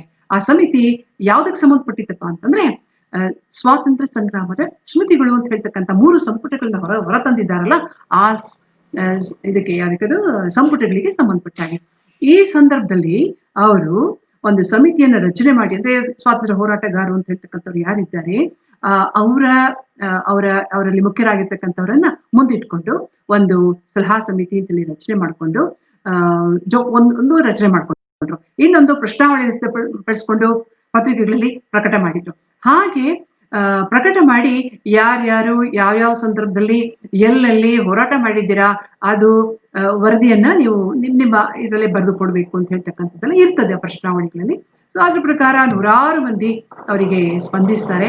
ಹಾಗೆ ಸ್ಪಂದಿಸಿದಾಗ ಇವ್ರಿಗೆ ಇದನ್ನೆಲ್ಲ ಒಂದ್ ಕಡೆ ಕ್ರೋಢೀಕರಿಸ್ಬೇಕಲ್ಲ, ಇವರ ಅನುಮತಿ ತೆಗೆದುಕೊಂಡು ಈ ಸಮಿತಿಯ ಮುಂದೆ ಇಟ್ಟು ಅದನ್ನೆಲ್ಲ ಕ್ರೋಢೀಕರಿಸಿ 3 ಸಂಪುಟಗಳನ್ನ ಅವರು ಹೊರತರ್ತಾರೆ.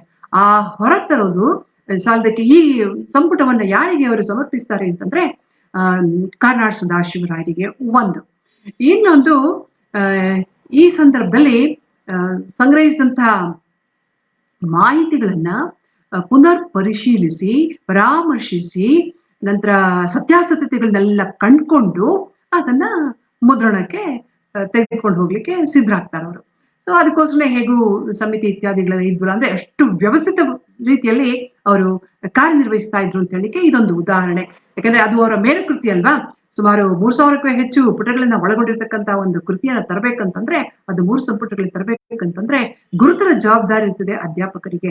ಅದು ಕಾಲೇಜಲ್ಲಿ ಪಾಠ ಮಾಡಿಕೊಂಡು ಈ ಕೆಲಸದಲ್ಲಿ ತೊಡಗಿಸ್ಕೊಳ್ತಾ ಇದ್ರಲ್ವಾ, ಬಹಳ ಹೆಮ್ಮೆಯ ಸಂಗತಿ. ಅಂತಹ ಕೆಲಸವನ್ನ ಮಾಡಿ ಆ ಕೃತಿಗಳನ್ನ ಬಿಡುಗಡೆ ಮಾಡಿಸಿದ್ದು ಅಂದ್ರೆ ಮೊದಲೇದು 74ರಲ್ಲಿ, 1974ರಲ್ಲಿ, ತದನಂತರ 77, ತದನಂತರ 1980ರಲ್ಲಿ. ಸೊ ಹೀಗೆ 3 ಹಂತಗಳಲ್ಲಿ ಅವರು ಮಾಡ್ತಾರೆ. ಆ ಆ ಸಂಪುಟವನ್ನ ಬಿಡುಗಡೆ ಮಾಡಿದವರು ಯಾರಪ್ಪ ಅಂತಂದ್ರೆ ಶಿಕ್ಷಣ ಸಚಿವರಾಗಿದ್ದಂತ ಯಾಹ್ಯ ಅವರು. ನಂತರ ಕೆಂಗಲ್ ಹನುಮಂತಯ್ಯನವರು. ಇವ್ರ ಬಗ್ಗೆ ಎಷ್ಟು ಹೆಮ್ಮೆಯಿಂದ ಈ ಒಂದು ಇದನ್ನ ಯಾವ್ದನ್ನ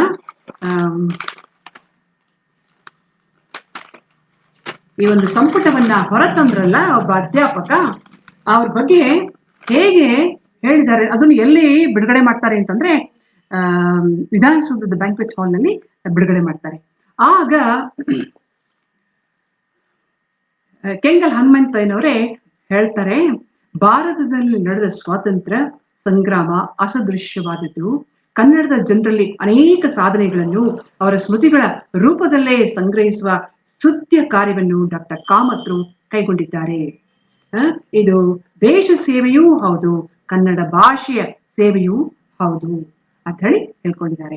ನಂತರ ಇದಕ್ಕೆ ಸಂಬಂಧಪಟ್ಟ ಹಾಗೆ ಕಾಮತ್ರೆ ಎಷ್ಟು ಪ್ರಾಮಾಣಿಕವಾಗಿ ಅಂತಂದ್ರೆ ಒಬ್ಬ ಸಂಶೋಧಕನಿಗೆ ಕೆಲವು ಅರ್ಹತೆಗಳಿರ್ಬೇಕು. ಪ್ರಾಮಾಣಿಕನಾಗಿರ್ಬೇಕು, ಸೂಕ್ಷ್ಮಗ್ರಾಹಿ ಆಗಿರ್ಬೇಕು, ಇದೆಲ್ಲ ಇರುತ್ತೆ. ಸೊ ಅದ್ರ ಪ್ರಕಾರ ಕಾಮತ್ರೆ ಹೇಳ್ಕೊಂಡಿರ್ತಕ್ಕಂಥದ್ದು, ಕಾಮತ್ರೆ ಈ ಸಂಪುಟಗಳ ಬಗ್ಗೆ ಹೇಳಿರೋದು, ಇದು ಇತಿಹಾಸವೇನೂ ಅಲ್ಲ, ಅಂದ್ರೆ ಇತಿಹಾಸವೇನೂ ಅಲ್ಲ, ಇತಿಹಾಸ ರಚನೆಗೆ ನೆರವಾಗುವ ದಾಖಲೆಗಳು ಮಾತ್ರ. ಇದರ ನೆರವಿನಿಂದ ಇತಿಹಾಸ ಬರೆಯುವಾಗ ಅನ್ಯ ಮೂಲಗಳೊಂದಿಗೆ ತಾಳೆ ನೋಡಲೇಬೇಕು ಎಂದು ಎಚ್ಚರಿಸುತ್ತಾ ಅದರ ಪರಿಮಿತಿಯನ್ನು ಖಚಿತಪಡಿಸಿದ್ದಾರೆ ಅಂತ ಹೇಳಿ ನೋಡಿ. ಅವ್ರು ತಮ್ಮ ಇದರಲ್ಲಿ ಸಂಪುಟಗಳನ್ನೇ ಹೇಳ್ಕೊಂಡ್ಬಿಟ್ಟಿದ್ದಾರೆ. ಒಂದು ಮುನ್ನುಡಿಲ್ ಹೇಳಿರ್ತಾರೆ, ಇಲ್ಲದೆ ಇವರ ಮಾತು ಅಂದ್ರೆ ಲೇಖಕರ ಮಾತು ಅಥವಾ ಸಂಪಾದಕರ ಮಾತು ಇದರಲ್ಲಿ ಅವರು ಹೇಳಿ ಇರ್ತಾರೆ. ಸೊ ಆ ರೀತಿಯಾಗಿ ಅವ್ರು ಹೇಳ್ಕೊಂಡಿರ್ತಾರೆ. ಹೀಗೆ ಈ ಸಂಪುಟಗಳು ಹೊರಬಂದಾಗ ಅದಕ್ಕೆ ಆಗಿನ ಒಬ್ಬ ಸಂಶೋಧಕರು ಆಗಿರ್ತಕ್ಕಂಥ ಡಾಕ್ಟರ್ HR ರಘುನಾಥ ಭಟ್ ಅಂತ ಹೇಳ್ತಕ್ಕಂಥವ್ರು ಈ ಸಂಪುಟಗಳನ್ನ ಕುರಿತು ವಿಮರ್ಶೆ ಒಂದೆರಡು ಮಾತನ್ನು ಹೇಳ್ತಾರೆ. ಅವರು ಸಂಶೋಧಕರಿಗೆ ಈ ಸಂಪುಟಗಳು ಚಿನ್ನದ ಗಣಿಯಂತಿದೆ ಅಂತ ಹೇಳ್ತಾರೆ. ಅಂತ ಅದು ಆ ಅವಧಿಯಲ್ಲಿ ಮುದ್ರಣ ಆಗಿರ್ತಲ್ಲ, ಕೆಲವರಿಗೆ ಸಿಕ್ಕಿರುತ್ತೆ, ಕೆಲವರಿಗೆ ಸಿಕ್ಕಿರಲ್ಲ. ಅರೆ ಅದನ್ನ ಸರ್ಕಾರ, ನಮ್ಮ ಘನ ಸರ್ಕಾರ ಎರಡನೇ ಸಂಪುಟ ಅಲ್ಲ, 1997ರಲ್ಲಿ ಸರ್ಕಾರ ಇದು ಸ್ವರ್ಣ ಮಹೋತ್ಸವದ ಸಂದರ್ಭದಲ್ಲಿ ನಾವು ನೋಡುವ ಹಾಗೆ ಪುನರ್ಮುದ್ರಣ ಮಾಡುತ್ತೆ. ಅಂದ್ರೆ ಸ್ಮರಣಾರ್ಥವಾಗಿ ಇದನ್ನ ಪುನರ್ಮುದ್ರಣ ಮಾಡುತ್ತೆ. ಅದನ್ನ ನಾನು ಇತ್ತೀಚೆಗೆ ನೋಡುವಂತ ಅವಕಾಶ ಸಿಕ್ತು. ಸಂಪೂರ್ಣವಾಗಿ ಅಧ್ಯಯನ ಮಾಡುವಂತ ಒಂದು ಅವಕಾಶ, ಸಂಪೂರ್ಣವಾಗಿದ್ರೆ ನನಗೆ ಬೇಕಾಗಿರ್ತಕ್ಕಂಥದ್ದು ಅಧ್ಯಯನ ಮಾಡುವಂಥದ್ದು. ಸುಮಾರು 881 ಅಥವಾ 831 ಏನೋ ಅಂತ ಅವರು ಕಾಮತ್ರೆ ಹೇಳಿರ್ತಕ್ಕಂಥದ್ದು. ಅಷ್ಟು ಮಂದಿ ಸ್ವಾತಂತ್ರ್ಯ ಹೋರಾಟಗಾರರು ದಾಖಲೆ ಸಮೇತ ಮೌಖಿಕವಾಗಿ ಹೇಳಿರ್ತಕ್ಕಂಥದ್ದನ್ನ ಬಲ್ಲವರಿಂದ ಬರ್ಸಿ, ಅಂದ್ರೆ ಬರಹ ರೂಪದಲ್ಲಿ ಅದನ್ನ ಇವತ್ತು ದಾಖಲಿಸಿಟ್ಟಿದ್ದಾರಲ್ಲ, ಇದು ಎಂಥ ಒಳ್ಳೆಯ ಕೆಲಸ ಇದು, ಅಧ್ಯಾಪಕರಾಗಿ ಇವ್ರು ಮಾಡಿದ್ರಲ್ಲ ಅಂತ ಹೇಳಿ ನಂಗೆ ತುಂಬಾ ಹೆಮ್ಮೆ ಅನಿಸ್ತಾ ಇತ್ತು. ಅವ್ರಿಗೆ ನೋಡಿ ಒಂದು ಅಭಿನಂದನೆ ಸಲ್ಲಿಸ್ಬೇಕು ಅಂತೆಲ್ಲ ಅನಿಸ್ತಾ ಇತ್ತು. ಯಾಕಂದ್ರೆ ನಾವು ಪ್ರತ್ಯಕ್ಷವಾಗಿ ನೋಡ್ದ ಹೊರತು ನಮಗೆ ಯಾರಿಗೂ ಏನು ಹೇಳಲಿಕ್ಕೆ ಬರಲ್ಲ, ಹಾಗಾಗಿ ಹೇಳ್ಬೇಕು ಅಂತ ಅನಿಸ್ತಾ ಇತ್ತು. ಅರೆ ಇದೊಂದು ಅವಕಾಶ ಆದ ಕಾರಣ ನಾನು ಅವರನ್ನ ಮತ್ತೊಮ್ಮೆ ಅಭಿನಂದಿಸ್ತೇನೆ, ಅವರ ಈ ಮೇರು ಕೃತಿಗೆ ಅಂತ ಹೇಳಲಿಕ್ಕೆ ಇಷ್ಟಪಡ್ತೇನೆ. ಈಗ ಇಂತಹ ಒಂದು ಬೃಹತ್ ಸಂಪುಟವನ್ನ ಹೊರತರಬೇಕು ಅಂತ ಹೇಳಿ ಅವರಿಗೆ ಒಂದು ಕಲ್ಪನೆ ಬಂದದ್ದಾದ್ರೂ ಹೇಗೆ ಅಂತ ಹೇಳೋ ಒಂದು ಪ್ರಶ್ನೆ ಉದ್ಭವಿಸುತ್ತೆ. ಅದು ಹೇಗೆ ಅಂತಂದ್ರೆ, ಇವರು ಬೆಳಗಾವಿ ಜಿಲ್ಲೆಯ ಒಬ್ಬ ರಾಮಚಂದ್ರ ಒಡವಿ ಅಂತ ಹೇಳ್ತಕ್ಕಂಥವ್ರು ಕುಂದರ ನಾಡಿನಲ್ಲಿ ಒಂದು ಅಧ್ಯಾಯ ಅಂತ ಹೇಳ್ತಕ್ಕಂಥ ಪುಸ್ತಕವನ್ನ ಬರೆದಿರ್ತಾರೆ. ಒಂದು ಅಧ್ಯಾಯವನ್ನ ಬರೆದಿರ್ತಾರೆ ಅವರು. ರಾಮಚಂದ್ರ ಒಡವಿ ಅಂತ ಹೇಳ್ತಕ್ಕಂಥವ್ರು ಕುಂದರ ನಾಡಿನಲ್ಲಿ ಒಂದು ಅಧ್ಯಾಯ ಅಂತೇಳಿ ಅವರು ಬರೆದಿರ್ತಾರೆ. ಇವರು ಸ್ವತಃ ಹೋರಾಟಗಾರರಾಗಿದ್ರು ಬೆಳಗಾವಿ ಜಿಲ್ಲೆಯಲ್ಲಿ. ಅವರು ಬರ್ದದ್ದನ್ನ ನೋಡಿ ಓಹೋ, ಹೋರಾಟಗಾರರಿಂದ ನಾವು ಇಂಥ ಕೆಲಸವನ್ನ ಮಾಡಿಸ್ಕೊಳ್ಬಹುದು ಅಂತ ಹೇಳುವ ಸ್ಫೂರ್ತಿ ಸಿಕ್ಕಿ ಅದನ್ನ ಕಾರ್ಯರೂಪಕ್ಕೆ ತಂದದ್ದು. ಅದರ ಫಲನೇ 3 ಸಂಪುಟಗಳು 8 ವರ್ಷಗಳ ಅವಧಿಯಲ್ಲಿ ಆ ಏನಾಗುತ್ತೆ, ಆ ಸಾಕಾರ ರೂಪವನ್ನ ತಾಳ್ತವೆ.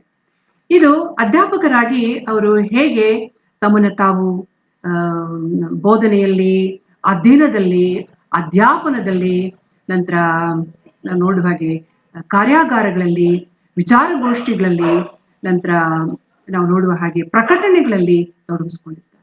ಇದು ಬರೀ ಇದೊಂದೇ ಕೃತಿ ಅಂತಲ್ಲ, ಇದಲ್ದನೇ ಹಿಂದೆ ಹೇಗೆ ಅವರು ಪತ್ರಿಕೆಗಳಿಗೆ ಬರೀತಾ ಇದ್ರು ಅದೇ ರೀತಿಯಲ್ಲಿ ಕಾದಂಬರಿಗಳನ್ನು ಬರೆದಿದ್ದಾರೆ, ಕಥೆಗಳನ್ನು ಬರೆದಿದ್ದಾರೆ. ಮಕ್ಕಳಿಗೋಸ್ಕರ ಹಲವಾರು ಕಥೆಗಳನ್ನು ಕೂಡ, ಅಂದ್ರೆ ಉದಾಹರಣೆಗೆ ಒಂದೆರಡನ್ನು ನಾನು ಹೇಳ್ತೀನಿ. ರಾಣಿ ಅಬ್ಬಕ್ಕಾದೇವಿ ಆಗ್ಬೋದು, ರಾಣಿ ಚೆನ್ನಮ್ಮಾಜಿ ಆಗ್ಬೋದು, ಕೆಳದಿ ರಾಣಿ ಚೆನ್ನಮ್ಮಾಜಿ ಆಗ್ಬೋದು.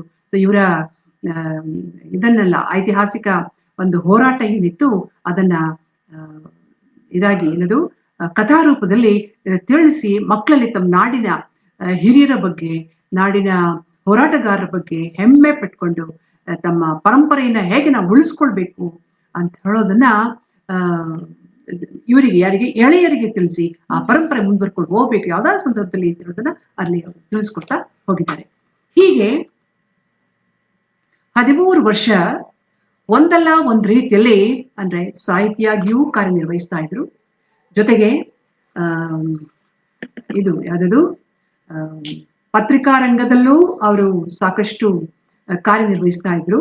ಅಂದ್ರೆ ಕತೆ, ಕಾದಂಬರಿಗಳು ಇದನ್ನೆಲ್ಲ ಬರೆಯೋದ್ರ ಮೂಲಕ ಅವರು ಸಾಹಿತಿಯ ಒಂದು ಕರ್ತವ್ಯವನ್ನು ಮುಂದುವರ್ಸ್ಕೊಂಡು ಹೋಗ್ತಾ ಇದ್ರು. ಆ ಹವ್ಯಾಸವನ್ನು ಅವ್ರು ಮುಂದುವರ್ಸ್ಕೊಂಡು ಹೋಗ್ತಾ ಇದ್ರು. ಬರವನ್ನು ಮತ್ತಷ್ಟು ಗಟ್ಟಿ ಮಾಡ್ಕೊಳ್ತಾ ಇದ್ರು. ನಂತರಕ್ಕೆ ಈ ಪತ್ರಿಕಾ ರಂಗದ ಸಂಪರ್ಕವನ್ನು ಇಟ್ಕೊಂಡಿದ್ರು. ನಂತರ ಬೋಧಕರಾಗಿಯೂ ಬಹಳಷ್ಟು ಒಳ್ಳೆಯ ಹೆಸರನ್ನು ಮಾಡ್ಕೊಂಡಿದ್ರು. ಅಧ್ಯಾಪಕ ಸಂಘ ಅಂದ್ರೆ ವಿಶ್ವವಿದ್ಯಾಲಯ ಅಧ್ಯಾಪಕ ಸಂಘದಲ್ಲಿಯೂ ಕೂಡ ಕಾರ್ಯನಿರ್ವಾಹಕ ಸಮಿತಿಯ ಸದಸ್ಯರಾಗಿದ್ದುಕೊಂಡು ಅಲ್ಲಿಗೆ ಬೇಕಾಗತಕ್ಕಂಥ ಕಾರ್ಯಕ್ರಮಗಳನ್ನು ಆಯೋಜಿಸಿ ಕೊಡ್ತಾ ಇದ್ರು. ಹೀಗಾಗಿ ಅಲ್ಲಿಯ ಅಧ್ಯಾಪಕರ ಒಂದು ವಿಶ್ವಾಸಕ್ಕೂ ಪಾತ್ರರಾಗಿದ್ರು. ಆದ್ರೆ ಅವರಿಗೆ ಬಡ್ತಿ ಇರ್ತಿಲ್ಲ. ಆದ ಕಾರಣ ಅವರಿಗೊಂದು ಅವಕಾಶ ಸಿಗುತ್ತೆ. ಹೇಗೆ ಅಂತಂದ್ರೆ, ಇವರ ಹಿರಿಯ ಸಹೋದ್ಯೋಗಿಯೊಬ್ರು ರಾಮಸ್ವಾಮಿ ಅಂತ ಹೇಳಿ ಒಬ್ರು, ಮತ್ತೊಬ್ರು ಅಲ್ಲಿಯ ಅಂದ್ರೆ ಶಿಕ್ಷಣ ಇಲಾಖೆಯಲ್ಲಿ ಕಾರ್ಯದರ್ಶಿಯಾಗಿದ್ದಂತ ನಾರಾಯಣ ರಾವ್ ಅಂತ ಹಾಗೆ ಅವರು ಒಂದು ಆಮಂತ್ರಣವನ್ನ ಕೊಡ್ತಾರೆ. ಹೀಗೆ ನೀವು ನಮ್ಮ ಗೆಜೆಟಿಯರ್ ಇಲಾಖೆಗೆ, ರಾಜ್ಯ ಗೆಜೆಟಿಯರ್ ಇಲಾಖೆ ಏನಿದೆ ಅದಕ್ಕೆ ಮುಖ್ಯ ಸಂಪಾದಕರಾಗಿ ಬರ್ಬೇಕಂತ ಹೇಳಿ. ಹಾಗೆ ಮುಖ್ಯ ಸಂಪಾದಕರಾಗಿ ಅವರು ಹೋಗ್ಬೇಕೋ ಬಿಡ್ಬೇಕೋ ಅಂತ ಹೇಳ್ತಕ್ಕಂಥ ಒಂದು ಜಿಜ್ಞಾಸೆ ಇರ್ತಾರೆ. ಅವರಿಗೆ ಸರ್ಕಾರಿ ನೌಕರಿ ಇಷ್ಟನೇ ಇರೋಲ್ಲ.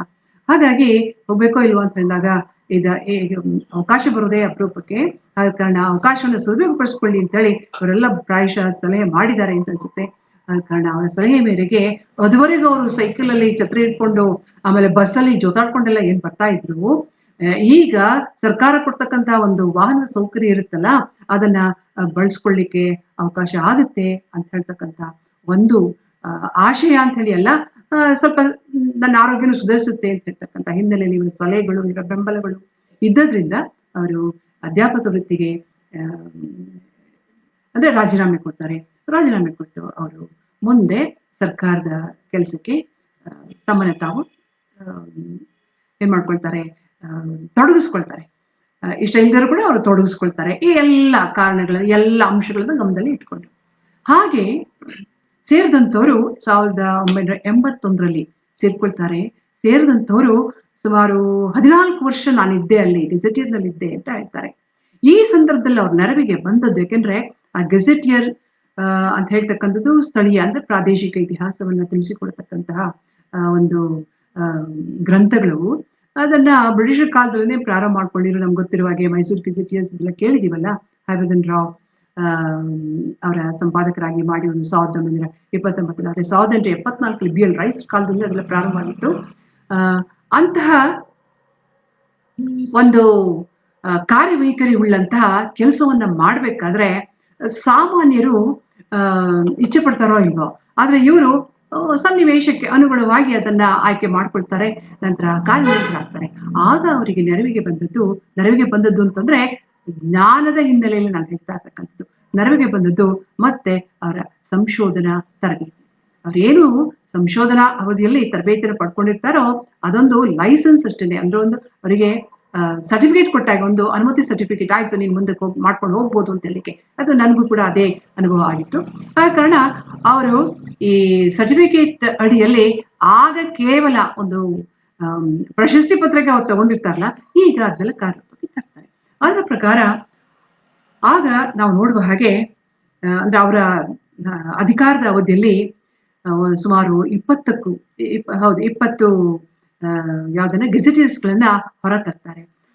ಅದರಲ್ಲಿ ನನಗೆ ತಿಳಿದ ಮಟ್ಟಿಗೆ, ಹಾಗೇನೆ ಅಲ್ಲಿಯೇ ಅವ್ರ ಜೊತೆ ಕೆಲಸ ಮಾಡ್ತಾ ಇದ್ದಂತ MB ಪಾಟೀಲ್ ಅಂತ ಹೇಳ್ತಕ್ಕಂಥವ್ರು ತಿಳಿಸಿದ ಹಾಗೇನೆ ನಾನು ಕೂಡ ಅವರ ಗೆಜೆಟಿಯರ್ಸ್ಗಳು ಇತ್ತೀಚೆಗೆ ಎಲ್ಲಾ ಗೆಜೆಟಿಯರ್ಸು ಒಮ್ಮೆ ಗ್ಲಾನ್ಸ್ ಮಾಡುವಂತ ಅವಕಾಶ ಸಿಕ್ಕಿತ್ತು. ಅದನ್ನ ನೋಡಿದೆ. ಹಾಗೆ ನೋಡಿದಾಗ ಅವರು ಬೆಳಗಾವಿ, ಚಿಕ್ಕಮಗಳೂರು, ಕೊಡಗು, ನಂತರಕ್ಕೆ ಮೈಸೂರು, ಬೆಂಗಳೂರು, ಧಾರವಾಡ, ಈ ರೀತಿಯಾಗಿ ನಂತರಕ್ಕೆ ಯಾವುದದು ಕರ್ನಾಟಕ ರಾಜ್ಯದ 3 ಸಮಗ್ರ ಸಂಪುಟಗಳು, ಇವುಗಳನ್ನೆಲ್ಲ ಒಂದು ನಿಗದಿತ ಅವಧಿಯಲ್ಲಿ, ಹಿಂದೆ ಇರ್ಲಿಲ್ವಾ, ಇತ್ತು, ಆದರೆ ನಿಗದಿತ ಸಮಯದಲ್ಲಿ ಅದನ್ನ ತರ್ಲಿಕ್ಕೆ ಆಗ್ತಾ ಇರಲಿಲ್ಲ. ಯಾಕಂದ್ರೆ ಎಲ್ಲದಕ್ಕೂ ಕೇಂದ್ರದಿಂದ ಅನುಮತಿ ತೆಗೆದುಕೊಳ್ಬೇಕಾಗ್ತಾ ಇತ್ತು, ಹಣಕಾಸಿನ ಅಡಚಣೆಗಳೆಲ್ಲ ಇರ್ತಾ ಇದ್ವು. ಹೀಗಾಗಿ ನಂತರ ಸಿಬ್ಬಂದಿಯ ಕೊರತೆ ಇತ್ಯಾದಿಗಳೆಲ್ಲ ಇರ್ತಾ ಇತ್ತು. ಹಾಗಾಗಿ ಅದನ್ನೆಲ್ಲ ಅವರು ಹೇಗೆ ನಿವಾರಿಸ್ಕೊಂಡು ತಾನು ಈ ರೀತಿಯಾಗಿ ಕೆಲಸ ಮಾಡ್ಬೋದು ಅಂತ ಹೇಳೋದನ್ನ ಅವರ ಸಂಶೋಧನಾ ಮನಸ್ಸು ಅವ್ರಿಗೆ ಹೇಳ್ಕೊಡ್ತದೆ. ಅದರ ಪ್ರಕಾರ ಮೊದಲು ಗ್ರೌಂಡ್ ರಿಯಾಲಿಟೀಸ್ ಅನ್ನ, ಅಂದ್ರೆ ವಾಸ್ತವ ಸ್ಥಿತಿ ಏನಿದೆ ಅಂತ ಹೇಳಿ ತಿಳ್ಕೊಂಡು ನೀಲನಕ್ಷೆಯನ್ನ ತಯಾರಿಸ್ಕೊಂಡು ಅದಕ್ಕೆ ಬೇಕಾಗತಕ್ಕಂತಹ ಸಾಮಗ್ರಿಗಳನ್ನ ಅವರು ಆಯ್ಕೆ ಮಾಡ್ಕೊಳ್ತಾರೆ. ಅದೇನಿಲ್ಲ, ಉತ್ಸಾಹಿ ತರುಣರಾಗಿರ್ಬೋದು, ಹಾಗೇನೇನೆ ಉತ್ಸಾಹಿ ತರುಣರ ನೇಮಕ ಮಾಡ್ಕೊಳ್ತಕ್ಕಂಥದ್ದು, ಅನಗತ್ಯವಾಗಿ ಸಿಬ್ಬಂದಿ ಏನಿದ್ರು ಅವ್ರನ್ನೆಲ್ಲ ತೆಗೆದು ಹಾಕ್ತಕ್ಕಂಥದ್ದಾಗ್ಬೋದು. ಹಾಗೇನೇನೆ ಹಣಕಾಸಿನ ಸೌಲಭ್ಯ ಇಲ್ದಿದಾಗ ಹಣಕಾಸಿನ ಸೌಲಭ್ಯಕ್ಕೆ ಹೇಗೆ ಒಂದು ಪ್ರಸ್ತಾವನೆ ಕಳಿಸಿ ಸಕಾಲಕ್ಕೆ ಹಣ ಬರುವಾಗಿ ನೋಡ್ಕೊಳ್ತಕ್ಕಂಥದ್ದು ಇತ್ಯಾದಿಗಳನ್ನೆಲ್ಲ ಅವರು ಒಂದು ವ್ಯವಸ್ಥಿತ ರೀತಿಯಲ್ಲಿ ಯೋಜನೆ ಹಾಕೊಂಡದ್ರ ಪ್ರಯುಕ್ತ ಅವರೇ ಹೇಳುವಾಗೆ ಯಾವುದೇ ಸಂದರ್ಭದಲ್ಲೂ ಅವರು ಎಂತ ಹಗರಣಗಳಿಗೂ ಅವರು ಸಿಕ್ಕಾಕೊಳ್ಳಿಲ್ಲ ಅಂತಂದ್ರೆ. ಹೇಳ್ಬೇಕಂತಂದ್ರೆ ಈಗ ಪಾಯಿಂಟ್ ನಂಬರ್ 1 ಏನಪ್ಪಾ ಅಂತಂದ್ರೆ, ಅವರು ಅಧ್ಯಾಪಕ ವೃತ್ತಿಯಿಂದ ಬಂದವರು, ಅದನ್ನ ಅವ್ರು ಹೇಳ್ತಾರೆ. ಯಾಕಂದ್ರೆ ಅಧ್ಯಾಪಕರಿಗೆ ಅಧಿಕಾರಶಾಹಿಯಾಗಿ ನಡ್ಕೊಳ್ಳಿಕ್ ಬರಲ್ವಲ್ಲ, ಅವರೇನಿಲ್ಲ ಅಂತಂದ್ರು ತಮ್ಮ ವೃತ್ತಿಗೆ ನಿರತರಾಗಿರ್ತಾರೆ, ವೃತ್ತಿಯಲ್ಲಿ ಸಂತೃಪ್ತಿ ಕಾಣ್ಲಿಕ್ಕೆ ಹೋಗ್ತಾ ಇರ್ತಾರೆ. ಇದು ಆಗಲ್ಲ. ಹಾಗಾದ ಕಾರಣ ಅಧ್ಯಾಪಕ ವೃತ್ತಿಯಿಂದ ಬಂದವರಿಗೆ ಮೊದಲು ಕಷ್ಟ ಆಗ್ತಿತ್ತಂತೆ. ತದನಂತರ ಅವರು ಅಧಿಕಾರಶಾಹಿಯ ಒಂದು ಪ್ರವೃತ್ತಿ ಏನಿರ್ತದೆ ಅದನ್ನ ಬೆಳೆಸ್ಕೊಂಡ್ರು ಯಾವತ್ತು ದರ್ಪ ಆಗ್ಲಿ ಅಥವಾ ಇತರನ್ನ ನಿಯಂತ್ರಿಸೋದಾಗ್ಲಿ, ಇತರನ್ನ ಏನೋ ಒಂದು ರೀತಿಯಲ್ಲಿ ಬೈಯೋದಾಗ್ಲಿ ಇತ್ಯಾದಿ ಏನ್ ಮಾಡ್ತಿರ್ಲಿಲ್ಲ, ಎಲ್ಲರನ್ನು ಸಮಾನರಾಗಿ ನೋಡ್ತಾ ಇದ್ರು ಅಂತ ಅವರು ಹೇಳ್ತಾರೆ. ಅವರೇ ಹೇಳಿದ್ದಾರೆ, ಯಾಕೆ ನಾನು ಅವ್ರ ಜೊತೆಯಲ್ಲಿ 8 ವರ್ಷ ಕೆಲಸ ಮಾಡಿದ್ದೆ, ನನಗೆ ಈ ಅನುಭವ ಸಿಕ್ಕಿತ್ತು. ಹಾಗಾಗಿ ನನಗೆ ತುಂಬಾನೇ ಗೌರವ ಅವ್ರ ಬಗ್ಗೆ, ಅವರಿಂದ ನಾವೆಲ್ಲ ಬಹಳಷ್ಟು ಕಲ್ತ್ಕೊಂಡ್ವಿ ಅಂತ ಹೇಳ್ತಾರೆ. ಆದ್ರೆ ಒಂದು ಅಸಮಾಧಾನ ಇರ್ತಿತ್ತಂತೆ. ಏನಂತಂದ್ರೆ ಈ ಉದ್ಯೋಗಿಗಳು, ಅಲ್ಲಿಯ ಉದ್ಯೋಗಿಗಳಿಗೆ ಒಂದು ಬಡ್ತಿ ಆಗ್ಬೋದು, ನೇಮಕಾತಿ ಆಗ್ಬೋದು, ಯಾವುದೋ ಇದರಲ್ಲಿ ನಿರೀಕ್ಷಿಸ್ತಾ ಇರ್ತಾರಲ್ಲ, ಹೊಸ ಅಧಿಕಾರಿಗಳು ಬಂದಾಗ ನಮ್ಗೇನೋ ನಮ್ ಜೀವನ ಸುಧಾರಿಸ್ಲಿಕ್ಕೆ ಅವ್ರೇನೋ ಮಾಡ್ಕೊಡ್ತಾರೆ ಅಂತ ಹೇಳ್ಬಿಟ್ಟು. ಆದ್ರೆ ತಾಂತ್ರಿಕ ಕಾರಣಗಳಿಂದಾಗಿ ಹಿಂದಿದ್ದವ್ರಿಗೂ ಮಾಡ್ಲಿಕ್ಕೆ ಆಗ್ತಿಲ್ಲ, ಇವ್ರಿಗೂ ಕೂಡ ಮಾಡ್ಲಿಕ್ಕಾಗಿಲ್ಲ. ಆ ಹಿನ್ನೆಲೆ ಸ್ವಲ್ಪ ಬೇಸರ ಇತ್ತು ಅಂತ ಅವರೇ ಹೇಳ್ಕೊಂಡಿದ್ದಾರೆ ಅಷ್ಟೇ. ಉಳಿದಂತೆ ಇವತ್ತಿಗೂ ನಮ್ಮ ಗೆಜೆಟಿಯರ್ ಇಲಾಖೆಯಲ್ಲಿ ಅವ್ರನ್ನ ತುಂಬಾ ಗೌರವದಿಂದ ಕಾಣ್ತೀವಿ ನಾವು ಅಂತ ಹೇಳಿದ್ದಾರೆ. ಅದಾದ್ಮೇಲೆ ಗೆಜೆಟಿಯರ್ ಅಲ್ಲಿ ಸುಮಾರು ಒಂದು 14 ವರ್ಷ ಇದ್ದೆ ಅಂತ ಕಾಮತ್ರೆ ಹೇಳಿದ್ದಾರೆ. ಗೆಜೆಟಿಯರ್ನ ಮುಖ್ಯ ಸಂಪಾದಕರಾಗಿ ಅವ್ರನ್ನ ನೇಮಕ ಮಾಡ್ತಿದ್ದ ಹಾಗೇನೆ ಈ ಪತ್ರಾಗಾರ ಇಲಾಖೆ, ರಾಜ್ಯ ಪತ್ರಾಗಾರ ಇಲಾಖೆ ಅಂತ ಹೇಳಿ ಏನಿತ್ತು ಅದು ಆಗಷ್ಟೇನೆ ಹೆಜ್ಜೆ ಇಡ್ತಾ ಇತ್ತು. ಆಗ ನಾವು ಕಾಣುವ ಹಾಗೆ ಅಲ್ಲಿಗೂ ಕೂಡ ಇವರನ್ನ ನೇಮಕ ಮಾಡ್ತಾರೆ, ನಿರ್ದೇಶಕರಾಗಿ ನೇಮಕ ಮಾಡ್ತಾರೆ. ಆ ನಿರ್ದೇಶಕರಾಗಿ ನೇಮಕ ಮಾಡಿದ್ದು 82ರಲ್ಲಿ 83ವರೆಗೆ, 82 ಜುಲೈಯಿಂದ 83 ಡಿಸೆಂಬರ್ ವರೆಗೆ ಇರ್ತಾರೆ. ಈ ಅಲ್ಪಾವಧಿಯಲ್ಲಿ ಅವ್ರು ಏನ್ ಮಾಡ್ಲಿಕ್ಕೆ ಸಾಧ್ಯ?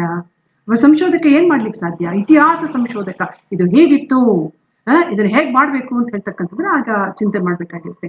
ಆ ಸಂದರ್ಭದಲ್ಲಿ ಕೂಡ ನನಗೆ ಬಂದದ್ದು ಅವರ ಯೋಜನೆಗಳು ಅಂತಂದ್ರೆ, ಒಬ್ಬ ಸಂಶೋಧನೆ ಮಾಡ್ಬೇಕಂದ್ರೆ ಮೊದಲು ಅಲ್ಲಿ ಏನಿತ್ತು, ನಂತರ ನಾನೇನು ಹೊಸದಾಗಿ ಹೇಳ್ಬೇಕಂತ ಹೇಳಿ ಅದ್ರ ಪ್ರಕಾರ ಅವರು ಮೊದಲಿಗೆ ಇಲ್ಲಿಗೆ ಬೇಕಾಗತಕ್ಕಂತಹ ಅಗತ್ಯತೆಗಳನ್ನ ಒಂದು ಚಾಕೌಟ್ ಮಾಡ್ಕೊಳ್ತಾರೆ, ಅಂದ್ರೆ ನೀಲಿ ನಕ್ಷೆಯನ್ನು ತಯಾರಿಸ್ಕೊಂಡು ಬಹಳ ಅಲ್ಪಾವಧಿಯಲ್ಲಿ ಅವರು ಸಾಧಿಸಿದ್ದನ್ನ ಅಲ್ಲಿಯ ನಿರ್ದೇಶಕರು ಉಪನಿರ್ದೇಶಕರಾಗಿರ್ತಕ್ಕಂಥವ್ರು ಹೇಳ್ಕೊಳ್ತಾರೆ. ಹೇಗೆ ಅಂತಂದ್ರೆ 1.5 ವರ್ಷದಲ್ಲಿ ಯಾರೋ ಮಾಡೋದನ್ನ ಅವರು ಮಾಡಿ ತೋರಿಸ್ಬಿಟ್ರು, ಇದು ಬಹಳ ಹೆಮ್ಮೆಯ ಸಂಗತಿ, ಇದು ಪ್ರಶಂಸನೀಯ ಸಂಗತಿ ಅಂತ ಹೇಳಿ ಹೇಳ್ಕೊಳ್ತಾರೆ. ಅವ್ರು ಹಮ್ಮಿಕೊಂಡ ಕಾರ್ಯಕ್ರಮಗಳು ಏನಪ್ಪಾ ಅಂತಂದ್ರೆ, ಅವರು ಇತಿಹಾಸ ತಜ್ಞರಾಗಿದ್ರಿಂದ, ಸಂಶೋಧಕರು ಆಗಿದ್ರಿಂದ, ಪಾಯಿಂಟ್ ನಂಬರ್ 1, ಪತ್ರಿಕಾ ಪ್ರಕಟಣೆಗೆ ಆದ್ಯತೆ ಕೊಟ್ಟರು. ವಾರಪತ್ರಿಕೆ, ದಿನಪತ್ರಿಕೆಗಳಲ್ಲಿ ಪ್ರಭಾವಪೂರಿತ ಲೇಖನಗಳನ್ನ ಅವರೇ ಸ್ವತಃ ಬರೆದು ಪ್ರಚಾರ ಕಾರ್ಯದಲ್ಲಿ ತೊಡಗಿಸ್ಕೊಂಡಿರುತ್ತೆ. 1. 2ನೇದು, ಪತ್ರಾಗಾರ ಸಪ್ತಾಹವನ್ನ ಹಮ್ಮಿಕೊಂಡ್ರು. ಆ ಪತ್ರಾಗಾರ ಸಪ್ತಾಹದಲ್ಲಿ ಚಾರಿತ್ರಿಕ ದಾಖಲೆಗಳ ಪ್ರದರ್ಶನವನ್ನ ಏರ್ಪಡಿಸ್ತಾ ಇದ್ರು. ಬೆಂಗಳೂರು, ಅಂಕೋಲ, ಗುಲ್ಬರ್ಗ, ಧರ್ಮಸ್ಥಳ, ಬಿಜಾಪುರ ಮುಂತಾದ ಹಳೆ ಮದ್ರಾಸ್, ಬಾಂಬೆ ಪ್ರಾಂತ್ಯ, ನಂತರಕ್ಕೆ ಹೈದರಾಬಾದ್ ಪ್ರದೇಶಗಳಲ್ಲಿ ಇದನ್ನ ಹಮ್ಮಿಕೊಳ್ತಾ ಇದ್ರು. ಆಗ ಸಾರ್ವಜನಿಕರು, ಸ್ವಾತಂತ್ರ್ಯ ಹೋರಾಟಗಾರರು ಇದನ್ನ ವೀಕ್ಷಿಸ್ಲಿಕ್ಕೆ ಅಂತ ಬರ್ತಿದ್ರಲ್ಲ, ಇದರಿಂದ ಇವರ ಮನವಿ ಗೊತ್ತಿಲ್ಲದೆ ಇದ್ದಾಗೇನೆ ಜನಸಾಮಾನ್ಯರಿಗೆ ತಲುಪ್ತಾ ಬಂತು. ಇದನ್ನು ನೋಡ್ಲಿಕ್ಕೆ ಅಂತೇಳಿ ಬೆಂಗಳೂರಲ್ಲಿ ಆಯೋಜಿಸಿದಾಗ ಆಗಿನ ಮುಖ್ಯಮಂತ್ರಿಯಾಗಿದ್ದ ಇವರು ನಮ್ಮ ಶ್ರೀಯುತ ರಾಮಕೃಷ್ಣ ಹೆಗ್ಡೆ ಅವರೇ ಬಂದಿದ್ರು ಅಂತ ಹೇಳಿ ಹೆಮ್ಮೆಯಿಂದ ಬರ್ಕೊಂಡಿದ್ದಾರೆ ಕಾಮತ್. ಯಾಕಂದ್ರೆ ಅವರು ಒಂದು ಸಂದರ್ಭದಲ್ಲಿ ಸ್ವಾತಂತ್ರ್ಯ ಹೋರಾಟಗಾರರೇ ಆಗಿದ್ರು. ನಂತರ ಅವರು ಮುಖ್ಯಮಂತ್ರಿ ಆದ್ರಲ್ಲ, ಅವರು ಬಂದು ನೋಡಿದಾರಂತೆ. ಸೊ ವೀಕ್ಷಿಸಿದ್ರಲ್ಲಿ ಇಂತಹ ಗಣ್ಯ ವ್ಯಕ್ತಿಗಳು ಇದ್ರು ಅಂತ ಹೇಳ್ಕೊಂಡಿದ್ದಾರೆ. ಅದೊಂದು. ನಂತರ 3ನೇದಾಗಿ ಪ್ರಕಟಣೆಗಳು ಮಾಡ್ತಾ ಇದ್ರು. ಯಾವತ್ತೂ ಇಲ್ದಿದ್ದದ್ದು, ಅಂದ್ರೆ ಹಿಂದಿನ ಅವರು ಮಾಡದೇ ಇರೋದನ್ನ ಅವ್ರು ಮಾಡ್ತಾರೆ. ಅಂದ್ರೆ ಪತ್ರಾಗಾರ ವಾರ್ತಾ ಅಂತ ಹೇಳ್ತಕ್ಕಂಥ ಒಂದು ತ್ರೈಮಾಸಿಕವನ್ನ ಪ್ರಾರಂಭಿಸ್ತಾರೆ. ಅದು 4 ಸಂಚಿಗಳು ಪ್ರಕಟವಾಗಿತ್ತು. ಅಂದ್ರೆ ಇವರ ಅಧಿಕಾರದ ಅವಧಿಯಲ್ಲಿ ಹೇಗೆ ಈ ಒಂದು ಇದನ್ನ ಇಲಾಖೆಯನ್ನ ಸುಧಾರಿಸ್ತಾರೆ ಅಂತ ಹೇಳಿ ಇದೆಲ್ಲ ಅವರು ಹಮ್ಮಿಕೊಂಡಂತ ಕಾರ್ಯಕ್ರಮಗಳು. ನಂತರ ಈ ಬಂದಂತ ದಾಖಲೆಗಳನ್ನ ಒಬ್ರು ಸಂರಕ್ಷಿಸ್ಬೇಕು, ನಿರ್ವಹಿಸ್ಬೇಕಲ್ಲ, ಅದಕ್ಕೋಸ್ಕರ ಅವರು ರೆಕಾರ್ಡ್ ಕೀಪರ್ಗಳಿಗೆ ತರಬೇತಿ ಕೊಡ್ತಾ ಇದ್ರಂತೆ. ಅವ್ರ ಕಚೇರಿನಲ್ಲೇ 1 ವಾರ ತರಬೇತಿಯನ್ನ ಕೊಡ್ತಾ ಇದ್ದಾರೆ. ಇದು ಯಾರು ಮಾಡ್ತಿರೋ ಕೆಲಸ ಅಂತ ತುಂಬಾ ಹೆಮ್ಮೆ ಪಟ್ಕೊಳ್ತಾರೆ. ನಂತರ ಅಪರೂಪದ ಮಹತ್ವಪೂರ್ಣವಾಗಿರ್ತಕ್ಕಂಥ, ಹಾಗೇನೇ ಬಹಳ ಕಡಿಮೆ ಪ್ರಮಾಣದಲ್ಲಿರ್ತಕ್ಕಂತಹ ಇದನ್ನ ಯಾವ್ದನ್ನಾದ್ರೂ ದಾಖಲೆಗಳೇನಿರ್ತವೆ ಅದನ್ನ ಸಂರಕ್ಷಿಸ್ಲಿಕ್ಕೆ ಹೇಳಿ ಸೂಕ್ಷ್ಮ ಚಿತ್ರೀಕರಣ ಕಾರ್ಯವನ್ನು ಅವರು ಹಮ್ಮಿಕೊಂಡಿದ್ರು. ಆ ರೀತಿಯಾಗಿ ಚಾರಿತ್ರಿಕ ಮಹತ್ವ ಇರ್ತಕ್ಕಂತಹ ದಾಖಲೆ ಪತ್ರಗಳನ್ನ, ವೃತ್ತಪತ್ರಿಕೆಗಳನ್ನ ಸೂಕ್ಷ್ಮ ಚಿತ್ರೀಕರಣ ಮಾಡಿ ಬಹಳ ಶ್ರಮಪಟ್ಟರು ಸಂರಕ್ಷಿಸ್ಲಿಕ್ಕೆ ಅಂತ ಹೇಳಿದ್ದಾರೆ. ಉದಾಹರಣೆಗೆ ನಾವು ನೋಡುವ ಹಾಗೆ ಎಲ್ಲಾ ಜಿಲ್ಲೆಗಳಲ್ಲಿ ಇರ್ತಕ್ಕಂತಹ ಪತ್ರಿಕೆಗಳು, ಸಾಧ್ವಿ ಆಗ್ಬೋದು, ಕನ್ನಡ ಆಗ್ಬೋದು, ನವಯುಗ, ಆಮೇಲೆ ಕಂಠೀರವ, ಈ ರೀತಿಯಾಗಿ ಬೇರೆ ಬೇರೆ ಪ್ರಾಂತಗಳಲ್ಲಿ ಪ್ರಕಟಿಸ್ತಾ ಇದ್ದಂತಹ ಪತ್ರಿಕೆಗಳು, ಇವುಗಳನ್ನೆಲ್ಲ ಅವರು ಸಂರಕ್ಷಿಸಲಿಕ್ಕೆ ನೋಡಿದ್ದಾರೆ. ನಂತರ ಮತ್ತೊಂದು ಕಾರ್ಯಕ್ರಮ ಅಂತಂದ್ರೆ ಖಾಸಗಿ ದಾಖಲೆಗಳ ಸಂಗ್ರಹ. ಆ ಖಾಸಗಿ ದಾಖಲೆಗಳು ಎಷ್ಟರ ಮಟ್ಟಿಗೆ ಈ ಸಂಸ್ಥೆಗೆ ಬಂದು ಬೀಳುತ್ತೆ, ಕಾಮತ್ರ ಈ ಕಾರ್ಯಕ್ರಮಗಳಿಂದಾಗಿ ಇತ್ತಂದ್ರೆ, ಮೊದಲು ಕೇವಲ 20 ಮೂಲಗಳಿಂದ ಬರ್ತಾ ಬಂದಿತ್ತು. ಆ ನಂತರ 100 ಮೂಲಗಳಿಂದ ಅವರು ಸಂಗ್ರಹಿಸ್ತಾರೆ.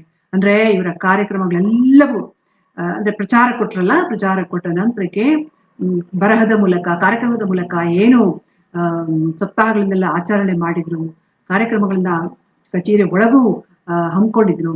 ಇದರ ಪರಿಣಾಮವಾಗಿ ಸಾಕಷ್ಟು ಮಂದಿ ದಾಖಲೆಗಳನ್ನು ತಂದು ಒಪ್ಪಿಸಿದ್ರು. ಇವ್ರು ಸಂಗ್ರಹ ಮಾಡ್ಕೊಂಡ್ರು. ಕೆಲವುದಕ್ಕೆಲ್ಲ ತಾವೇ ಖುದ್ದಾಗಿ ಹೋಗಿದ್ರಂತೆ ಕಾಮತ್. ಆ ಕಾರಣ ಇದರಲ್ಲಿ ಕೆಲವು ಸಂಘ ಸಂಸ್ಥೆಗಳು, ನಂತರ ಯಾರು ಜಾಗೀರ್ದಾರರುಗಳು, ಇವರೆಲ್ಲರೂ ಅವರು ಕೊಡಮಾಡ್ಲಿಕ್ಕೆ ಮುಂದೆ ಬಂದ್ರು. ಅಂಥದ್ರಲ್ಲಿ ಕೆಲವನ್ನ ಮಾತ್ರ ನಾನೀಗ ಹೇಳಲೇಬೇಕು ಅಂತ ಹೇಳಿ ನಾನು ಹೇಳ್ತೇನೆ.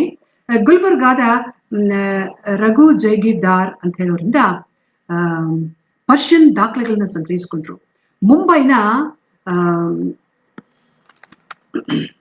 ಹಟಲ್ಕರ್ ಅಂತ ಹೇಳೋರಿಂದ ಟಿಪ್ಪು ಸುಲ್ತಾನಿಗೆ ಸಂಬಂಧ 2000 ಫ್ರೆಂಚ್ ಪತ್ರಗಳನ್ನ ಸಂಗ್ರಹಿಸಿದ್ರು. ಹಾಗೂ ಡ್ಯೂಪ್ಲೆ ವ್ಯವಹಾರಗಳ ಸೂಕ್ತ ಸೂಕ್ಷ್ಮ ಚಿತ್ರೀಕರಣವನ್ನು ಮಾಡಿಕೊಂಡ್ರು, ಇಲಾಖೆಯಲ್ಲಿ ಸಂಗ್ರಹಿಸಿದ್ರು. ನಂತರ ಕೆಲವು ಖಾಸಗಿ ವ್ಯಕ್ತಿಗಳು ಅಂತ ಹೇಳಿದಾಗ ಧಾರವಾಡದ ಸರ್ದಾರ್ ವೀರಣ್ಣಗೌಡ ಪಾಟೀಲ್, ಆಲೂರು ವೆಂಕಟರಾವು, ನರಸಿಂಹರಾವ್ ಬಿಸಿ ಇಂಥವರಿಂದೆಲ್ಲ ದಾಖಲೆಗಳನ್ನ ಸಂಗ್ರಹಿಸ್ಕೊಳ್ತಾರೆ. ಕೊಡಗುನಲ್ಲಿ ಬಿ ಎನ್ ಕೃಷ್ಣಯ್ಯ ಅವರಿಂದ, ಬಳ್ಳಾರಿಯಲ್ಲಿ ಏಕೂರು ಸುಬ್ರಹ್ಮಣ್ಯ ಅವರಿಂದ, ಮೈಸೂರಿನಲ್ಲಿ ಸಾವುಕಾರ ಚೆನ್ನಯ್ಯ, ಬೆಂಗಳೂರಿನಲ್ಲಿ ಟಿ ಸಿದ್ಧಲಿಂಗಯ್ಯ, ಪುಟ್ಟಯ್ಯ ಇಂಥವರಿಂದೆಲ್ಲ. ನಂತರಕ್ಕೆ ಯಲಬುರ್ಗಾ ಅಂದ್ರೆ ರಾಯಚೂರಿನ ಯಲಬುರ್ಗಾ ಅಂತ ತಾಲೂಕಿನಿಂದ ಶಿರೂರು ವೀರಭದ್ರಪ್ಪ ಅಂತ ಹೇಳೋರಿಂದ, ನಂತರ ಮದ್ದೂರಿಂದ ಶಂಕರಲಿಂಗೇಗೌಡ ಅಂತ ಹೇಳೋರಿಂದೆಲ್ಲ ಇವರು ಸಂಗ್ರಹಿಸ್ಕೊಂಡಿದ್ದಾರೆ. ನಂತರ ಅರಮನೆ ಸಂಗ್ರಹ ನಮ್ಮ ಇದು ಯಾವ್ದು ಬೆಂಗಳೂರು ಇತ್ಯಾದಿಗಳೆಲ್ಲ ಇದ್ದದ್ದು ಮೈಸೂರು ಸಂಸ್ಥಾನದಲ್ಲಿ. ಕಾರಣ ಹೌದು, ಈಗ ಈ ವೇಳೆಗಾಗ್ಲೇನೆ ಅವರು ಏನದು ಮೈಸೂರು ಇದ್ದದ್ದು ಕರ್ನಾಟಕ ಅಂತ ಹೇಳಿ ನಾಮಕರಣನೂ ಆಗೋಗಿತ್ತು. ಆದ್ರೂ ಅಂದ್ರೆ ಅದೇ ಒಂದು ಒಳ್ಳೆಯ ಅವಕಾಶ ಅಂತ ಹೇಳಿ ಅರಮನೆ ಸಂಗ್ರಹಕ್ಕೂ ಕೈ ಹಾಕ್ತಾರೆ. ಆ ಕೈ ಹಾಕುವ ಸಂದರ್ಭದಲ್ಲಿ ದಿಟ್ಟ ನಿಲುವನ್ನ ತಾಳ್ತಾರೆ. ಅದಕ್ಕೂ ಅಷ್ಟೇ ಒಂದು ಸಲಹಾ ಸಮಿತಿಯನ್ನು ರಚನೆ ಮಾಡ್ತಾರೆ. ಅದರಲ್ಲಿ ನಮ್ಮ ವಿಭಾಗದ ಪ್ರೊಫೆಸರ್, ಮೈಸೂರಿನ ಇತಿಹಾಸ ವಿಭಾಗದ ಪ್ರೊಫೆಸರ್, ಹಾಗೆಯೇ ವೈಸ್ ಚಾನ್ಸಲರ್ ಆಗಿದ್ದು ಗೋವಾ ಮತ್ತು ಗಾಂಧಿ ವಿಶ್ವವಿದ್ಯಾನಿಲಯದಲ್ಲಿ. ಸೊ ಅವರು ಹಾಗೆಯೇ ವೆಂಕಟರತ್ನಂ ಮತ್ತು ಮತ್ತೊಬ್ರು, ಈ ಮೂವರನ್ನ ಒಳಗೊಂಡಿರ್ತಕ್ಕಂಥ ಒಂದು ಸಮಿತಿಯನ್ನು ರಚನೆ ಮಾಡಿ ಅವರು ಇವರ ಜೊತೆಯಲ್ಲಿ ಯಾರ ಜೊತೆಯಲ್ಲಿ ಶ್ರೀಕಂಠ ಒಡೆಯರ್ನಲ್ಲಿ ಜೊತೆಯಲ್ಲಿ ಸಂಪರ್ಕ ಬೆಳೆಸ್ಕೊಂಡು ಅವರಲ್ಲಿರ್ತಕ್ಕಂಥ ಲಕ್ಷಾಂತರ ದಾಖಲೆಗಳನ್ನ ನೀವು ಕೊಡಿ, ಸರ್ಕಾರ ನಿಮ್ಗೆ ಈ ತರ ಹಣ ಕೊಡುತ್ತೆ ಅಂದ್ರೆ ಆತರ ಖರೀದಿಸ್ಲಿಕ್ಕೆ ಅಂತೇಳಿ ಒಂದು ಸಂಪರ್ಕ ಸೇತು ಹಾಗೆ ಇವ್ರನ್ನ ನೇಮಿಸ್ಕೊಂಡಿರ್ತಾರೆ. ಅವರ ಶ್ರಮದ ಫಲವಾಗಿ ಅರಮನೆಯ ದಾಖಲೆಗಳೆಲ್ಲ ಸಂಗ್ರಹ ಆಗುತ್ತೆ. ಹಾಗೆ ಸಂಗ್ರಹಿಸಲ್ಪಟ್ಟಂತಹ ದಾಖಲೆಗಳನ್ನ ಮೈಸೂರಲ್ಲೇ ಇಡ್ಬೇಕಲ್ಲ, ಮೈಸೂರಲ್ಲೇ ಇರ್ಬೇಕಾದ್ರಿಂದ ರಾಜ್ಯ ಪತ್ರಾಗಾರ ಇಲಾಖೆಯ ಒಂದು ವಿಭಾಗೀಯ ಪತ್ರಗಾರ ಇಲಾಖೆಯನ್ನು ತೆರೆಯುವ ಪ್ರಮೇಯ ಬಂದೊದಗುತ್ತೆ. ಅದು 1984ರಲ್ಲಿ ಅದನ್ನ ತೆರೀತಾರೆ ಮೈಸೂರಿನಲ್ಲಿ. ಮೊದಲು ಅದು ಅರಮನೆಯ ಆವರಣದಲ್ಲಿತ್ತು. ನಂತರಕ್ಕೆ ನಮ್ಮ ಇದರಲ್ಲಿ ಮೈಸೂರಿನ ವಿಶ್ವೇಶ್ವರನಗರ ಬಡಾವಣೆಯಲ್ಲಿ ಅದರ ಕಚೇರಿ ಇದೆ. ಆ ಕಚೇರಿ ಸಂಪರ್ಕವನ್ನು ನಾನು ಹೊಂದಿದ್ದೇನೆ. ಹೀಗೆ ಕಾಮತ್ರು ಗೆಜೆಟಿಯರ್ ಪ್ಲಸ್ ಪತ್ರಾಗಾರ ಇಲಾಖೆ ಎರಡೂ ಇಲಾಖೆಗಳಲ್ಲಿ ಜೊತೆಯಾಗಿ ತಮ್ಮ ಒಂದು ಕರ್ತವ್ಯವನ್ನು ನಿರ್ವಹಿಸಬೇಕಾಗಿ ಬಂದ ಸಂದರ್ಭದಲ್ಲೂ ನಮ್ಮ ಸೃಜನಶೀಲತೆಯನ್ನ, ತಮ್ಮ ಶ್ರಮವನ್ನ, ನಮ್ಮ ತೀಕ್ಷ್ಣ ಬುದ್ಧಿಯನ್ನ ಬಳಸಿ ಅಚ್ಚುಕಟ್ಟಾಗಿ ಯಶಸ್ವಿ ಸಂಪಾದಕರು ಹಾಗೇನೇ ನಿರ್ದೇಶಕರು ಅಂತಕ್ಕಂಥ ಹೆಸರನ್ನ ಗಳಿಸ್ಕೊಂಡಿದ್ರು. ಹಾಗಾಗಿ ಸರ್ಕಾರಕ್ಕೂ ಅವ್ರ ಬಗ್ಗೆ ತುಂಬಾ ವಿಶ್ವಾಸ ಇತ್ತು. ಬಹಳ ಪ್ರಭಾವ ಬೀರ್ತಕ್ಕಂಥ ವ್ಯಕ್ತಿಯಾಗಿದ್ರು ಅಂತ ಹೇಳಿದ್ರೆ ಮುಂದೆ ಇದ್ರನ್ನ ನಾನು ಹೇಳ್ತೇನೆ. ಈಗ ಈ ರೀತಿಯಾಗಿ ಅಧ್ಯಾಪಕರಾದ್ರು, ನಂತರಕ್ಕೆ ಗೆಜೆಟಿಯ ಪತ್ರಗಾರ ಇಲಾಖೆ ಇದರಲ್ಲೆಲ್ಲ ಕಾರ್ಯನಿರ್ವಹಿಸ್ತಾ ಬಂದ್ರಲ್ಲ. ಎಲ್ಲಕ್ಕೂ ಮಿಗಿಲಾಗಿ ಕನ್ನಡ ನಾಡಿನ ಭವಿಷ್ಯವನ್ನು ನಿಭಾಯಿಸ್ಬೇಕಾದಂಥವ್ರು ಅಥವಾ ಅದ್ರ ಜವಾಬ್ದಾರಿ ನಮ್ದು ಅಂತ ಹೇಳೋದು ಅವರಿಗೆ ಗೊತ್ತಾಗೋಗಿತ್ತಲ್ಲ. ಆದ ಕಾರಣ ಅವರು ಸಾಮಾಜಿಕ ಸಂಘ ಸಂಸ್ಥೆಗಳ ಸದಸ್ಯತ್ವ ಅಥವಾ ಕೆಲವು ಹುದ್ದೆಗಳನ್ನು ಅಲಂಕರಿಸಿ ಅಲ್ಲಿಗೆ ಆಗ್ಬೇಕಾಗಿರ್ತಕ್ಕಂಥ ಕೆಲಸ ಕಾರ್ಯಗಳನ್ನು ಮಾಡಿಕೊಡ್ಲಿಕ್ಕೆ ಮುಂದಾಗಿದ್ರು. ಅಂಥದ್ರಲ್ಲಿ ಒಂದೆರಡನ್ನ ನಾನು ಇಲ್ಲಿ ಪ್ರಸ್ತಾಪ ಮಾಡ್ತೀನಿ. ಅದರ ಪ್ರಕಾರ 1974ರಲ್ಲಿ ಆಗಸ್ಟ್ನೇ ಮೈಸೂರು ರಾಜ್ಯ ಇದ್ದಿದ್ದು ಕರ್ನಾಟಕ ರಾಜ್ಯ ಅಂತ ಹೇಳಿ ನಾಮಕರಣ ಆಗಿರ್ತದೆ. ಅದರ ಸಂದರ್ಭದಲ್ಲಿ ಕರ್ನಾಟಕವನ್ನ ಈಗ ಸಮೃದ್ಧಿಯ ಪಥದತ್ತ ಕೊಂಡೋಗ್ಬೇಕಲ್ಲ, ಪ್ರಗತಿಯ ಪಥದತ್ತ ಕೊಂಡೋಗ್ಬೇಕಿತ್ತಲ್ಲ, ಅದಕ್ಕೋಸ್ಕರ ಒಂದು ಸಮೃದ್ಧಿ ಸಂಯೋಜನಾ ಪರಿಷತ್ತು ಅಂತ ಹೇಳ್ತಕ್ಕಂಥದ್ದು ಅಸ್ತಿತ್ವಕ್ಕೆ ಬಂದಿತ್ತು. ಅದರ ಯಶಸ್ವಿ ಕಾರ್ಯಕ್ರಮವನ್ನ ಮುಂದುವರಿಸ್ಕೊಂಡು ಹೋಗ್ಲಿಕ್ಕೆ ಡಾಕ್ಟರ್ ಸೂರ್ಯನಾಥ ಕಾಮತ್ರವರು ಕಾರಣರಾಗಿದ್ದಾರೆ. ಅವರು ಅವಿಶ್ರಾಂತವಾಗಿ ದುಡಿದ ಫಲವಾಗಿ ಅವರ ಆರೋಗ್ಯ ಸ್ವಲ್ಪ ಹದಗೆಟ್ಟು ಬಿಡ್ತದೆ. ಈ ಸಂದರ್ಭದಲ್ಲಿ ಈ ಮಲ್ಟಿವೇರಿಯಸ್ ಆಕ್ಟಿವಿಟೀಸ್ ಇಂದಾಗಿ ಬಹು ಆಯಾಮಗಳಲ್ಲಿ ಅವ್ರು ಕಾರ್ಯನಿರ್ವಹಿಸ್ತಾ ಇದ್ರು. ಬಹು ಪ್ರತಿಭೆ ಇದೆ ಅಂತ ಹೇಳಿ ಅವ್ರನ್ನೆಲ್ಲರೂ ಬಳಸ್ಕೊಳ್ತಾ ಇದ್ರು ಅಂದ್ರೆ ಅವ್ರ ಮೇಲೆ ಜವಾಬ್ದಾರಿ ಆಗ್ತಾ ಇದ್ರು. ಅವರು ಅದನ್ನ ತನ್ನ ನಾಡಿನ ಸೇವೆ ಅಂತ ಹೇಳಿ ತೆಗೆದುಕೊಂಡು ಮಾಡ್ತಾ ಇದ್ರು. ಆದ ಕಾರಣ ಆ ರೀತಿಯಾಗಿ ಹದಗೆಡುತ್ತೆ. ಅದೇನೇ ಆದ್ರೂ ಅವರು ಕರ್ತವ್ಯದಿಂದ ವಿಮುಖರಾಗ್ತಿರ್ಲಿಲ್ಲ. ಕರ್ತವ್ಯಕ್ಕೆ ಚ್ಯುತಿ ಬಾರದಂತೆ, ಲೋಪ ಬಾರದಂತೆ ನೋಡ್ಕೊಳ್ತಾ ಇದ್ರು. ಒಟ್ಟಲ್ಲಿ ಅದು ಯಶಸ್ಸನ್ನ ಸಾಧಿಸುತ್ತೆ. ಅವರ ಜವಾಬ್ದಾರಿ ಯಶಸ್ಸನ್ನ ಕಾಣುತ್ತೆ. ನಂತರ ನಾವು ನೋಡ್ತಕ್ಕಂಥದ್ದು ಹನುಮಂತ ನಗರ, ಅಂದ್ರೆ ಸಾಮಾಜಿಕ ಸಂಘ ಸಂಸ್ಥೆಗಳಲ್ಲಿ ಹೇಗೆ ಅವರು ಜವಾಬ್ದಾರಿಯನ್ನು ನಿರ್ವಹಿಸ್ತಾ ಇದ್ರು ಅಂತ ಹೇಳಿಕ್ಕೆ ಆ ಇದು ಯಾವ್ದು ನಾವು ನೋಡುವ ಹಾಗೆ ಹನುಮಂತ ನಗರದಲ್ಲಿ 1955 ಸ್ಥಾಪಿತವಾದಂತ ನಿವಾಸಿಗಳ ಸಂಘ. ಅದಕ್ಕೆ ಕಾಮತ್ರು 1976 ಅಧ್ಯಕ್ಷ ಆಗ್ತಾರೆ. ಅದು ಹೇಗೆ ಎಂತ ಸಂಘ ಅಂತಂದ್ರೆ ಹನುಮಂತ ನಗರದ ತೆರಿಗೆದಾರರು ಮತ್ತು ನಿವಾಸಿಗಳ ಸಂಘ ಅಂತ ಹೇಳಿ ಅದಕ್ಕೆ ಅಧ್ಯಕ್ಷರಾಗಿ ಆ ಬಡಾವಣೆಗೆ ಬೇಕಾಗಿರ್ತಕ್ಕಂತ ಮೂಲಭೂತ ಸೌಕರ್ಯಗಳು ಎಲ್ಲಾ ವಿಧದಲ್ಲೂ ಏನೇನ್ ಬೇಕು ಅದನ್ನೆಲ್ಲ ಒಂದಲ್ಲ ಒಂದ್ ರೀತಿಯಲ್ಲಿ ನಿರ್ಣಯಗಳನ್ನ ಮಾಡ್ತಕ್ಕಂಥದ್ದು, ಅದನ್ನ ಸರ್ಕಾರದ ಮುಂದೆ ಇಡ್ತಕ್ಕಂಥದ್ದು, ಅದನ್ನ ನಿವಾಸಿಗಳಿಗೆ ಒದಗಿಸಿಕೊಡ್ತಕ್ಕಂಥದ್ದು ಇತ್ಯಾದಿ ಕಾರ್ಯದಲ್ಲಿ ತೊಡಗಿಸ್ಕೊಂಡಿದ್ರು. ಆ ಸಂದರ್ಭದಲ್ಲೇ ಒಂದು ಪಾಳು ಬಿದ್ದ ಗಣಪತಿ ದೇವಾಲಯವನ್ನು ಅವರು ಜೀರ್ಣೋದ್ಧಾರ ಮಾಡಿದ್ರು. ಹೀಗೆ ಸಾರ್ವಜನಿಕರ ವಿಶ್ವಾಸವನ್ನು ಇಂಥ ಸಾಮಾಜಿಕ ಜವಾಬ್ದಾರಿಗಳಲ್ಲಿ ಅವರು ಗಳಿಸ್ಕೊಂಡಿದ್ರು. ಅವರ ಜವಾಬ್ದಾರಿಯನ್ನ ಸ್ವೀಕರಿಸ್ತಾನೂ ಇದ್ರು, ಹಾಗೆಯೇ ಅದನ್ನ ತುಂಬಾ ಪ್ರೀತ್ಯರ್ಥವಾಗಿ ಇವರು ಕೂಡ ಸ್ವೀಕರಿಸ್ಕೊಂಡು ಬಂದಿದ್ದಾರೆ. ಈಗಾಗಲೇ ಹೇಳಿದ್ದೆ ನಾನು ಏನಂತ, ಬೆಂಗಳೂರು ವಿಶ್ವವಿದ್ಯಾಲಯ ಅಧ್ಯಾಪಕ ಸಂಘದ ಕಾರ್ಯಕಾರಿ ಸಮಿತಿಯಲ್ಲಿ ಯಶಸ್ವಿಯಾಗಿ ಕಾರ್ಯನಿರ್ವಹಿಸಿದ್ರು ಅಂತ ಹೇಳಿ. ಅದು ಬಿಟ್ರೆ ಮುಂದೆ 1998 ಮಂಗಳವೇಡೆ ಪ್ರತಿಷ್ಠಾನ ಅಂತ ಹೇಳ್ತಕ್ಕಂಥ ಒಂದು ಪ್ರತಿಷ್ಠಾನದ ಶತಮಾನೋತ್ಸವ ಇದನ್ನ ಶತಮಾನೋತ್ಸವದ ಸಂದರ್ಭದಲ್ಲಿ ಸ್ಥಾಪಿತವಾಗಿದ್ದಂತ ಈ ಸಂಸ್ಥೆಯಗೂ ಕೂಡ ಅವರು ಬಹಳಷ್ಟು ದುಡಿತಾರೆ. ಯಾಕೆಂದ್ರೆ ಮಂಗಳವೇಡೆ ಅಂತ ಹೇಳಿದ್ರು ಹೋರಾಟಗಾರರಾಗಿದ್ರು. ಅವರ ಒಂದು ಶತಮಾನೋತ್ಸವನ್ನ ಆಚರಿಸಲಿಕ್ಕೆ ಇವರ ಸಲಹೆ, ಸಹಕಾರ, ಕರ್ತವ್ಯ ಪರತೆ ಅದು ಕೂಡ ಕಾರಣವಾಗಿದೆ. ನಂತರ ಭಾರತೀಯ ಸಾಮಾಜಿಕ ವಿಜ್ಞಾನಿಗಳ ಒಂದು ಸಂಘದ ಸದಸ್ಯತ್ವವನ್ನು ಕೂಡ ಅವರು ಪಡ್ಕೊಂಡಿದ್ದಾರೆ. ಸೊ ಇದೆಲ್ಲ ನಾನು ಬಹಳ ಸೂಕ್ಷ್ಮವಾಗಿ ಹೇಳಲಿಕ್ಕೆ ಪ್ರಯತ್ನ ಪಟ್ಟಂತ ವಿಚಾರಗಳು. ಹೀಗಿರುವಾಗ 2000 ದಶಕದಲ್ಲಿ ಅಂತಂದ್ರೆ 2000 ಮತ್ತು 2010 ಇದರಲ್ಲಿ ನಾವು ನೋಡ್ತಕ್ಕಂಥದ್ದು, ಅಥವಾ ಅದಕ್ಕೂ ಮೊದಲು ಇದು 99 ಹೇಳ್ತೀವಲ್ವಾ, 90 ದಶಕದಲ್ಲಿ ಇದೆಲ್ಲ ಚಟುವಟಿಕೆಗಳು ಹಾಗೆ 74ರಿಂದ 90ರವರೆಗೆ 2000 ಬರುತ್ತೆ. ಈ ಸಂದರ್ಭದಲ್ಲೇ ಅಂದ್ರೆ ಈ ಹಿಂದಿನ ಇದ್ರಲ್ಲಿ ನಾನು ಹೇಳ್ತಾ ಇದ್ದೇನೆ ಕ್ವಿಟ್ ಇಂಡಿಯಾ ಮೂವ್ಮೆಂಟ್ ಇನ್ ಕರ್ನಾಟಕ. ಅದರ ಬಗ್ಗೆ ಆಗಿನ ಯಾರು R ದಿವಾಕರ್ ನಮ್ಮ ಕರ್ನಾಟಕ ಟು ದ ಏಜಸ್ ಅಂತ ಹೇಳ್ತಕ್ಕಂಥ ಕೃತಿಯನ್ನ ಬರೆದಿರಲ್ಲ, ಅದ್ರ ಬಗ್ಗೆ ಇವರೇ ವಿಮರ್ಶೆ ಬರ್ತಿದ್ರು. ಅವರು ಇವರಿಗೆ ಸಾಕಷ್ಟು ಸಾಮಗ್ರಿಗಳನ್ನ ಕೊಟ್ಟು ನೀವು ಈ ಕ್ವಿಟ್ ಇಂಡಿಯಾ ಚಳವಳಿಯ ಬಗ್ಗೆ ಬರೀರಿ ಅಂತ ಹೇಳಿ ಕೇಳಿದಾಗ ಅವರು ಆಸಕ್ತಿಯಿಂದ ಈ ಕೆಲಸದಲ್ಲೂ ತೊಡಗಿಸ್ಕೊಳ್ತಾರೆ. ಅದರ ಫಲವಾಗಿ 1998 ಈ ಪುಸ್ತಕವು ಹೊರಗೆ ಬರುತ್ತೆ. ಅಂದ್ರೆ ಒಂದಾದ ಮೇಲೆ ಒಂದು ಪುಸ್ತಕ. ಈ ಪುಸ್ತಕಗಳು ಜನರಿಗೆ ಅಂದ್ರೆ ಜನಸಾಮಾನ್ಯರಿಗೂ ಅರ್ಥವಾಗುವಂತಿತ್ತು. ಇದರಿಂದ ಜನಸಾಮಾನ್ಯರು ಓದಿ ತಿಳ್ಕೊಂಡು ಇವ್ರ ಬಗ್ಗೆ ಇಂಥವ್ರು ಬರ್ದಿಯಾರಲ್ಲ ಅಂತ ಹೇಳಿ ಹೆಮ್ಮೆ ಪಟ್ಕೊಳ್ತಾ ಇದ್ರು.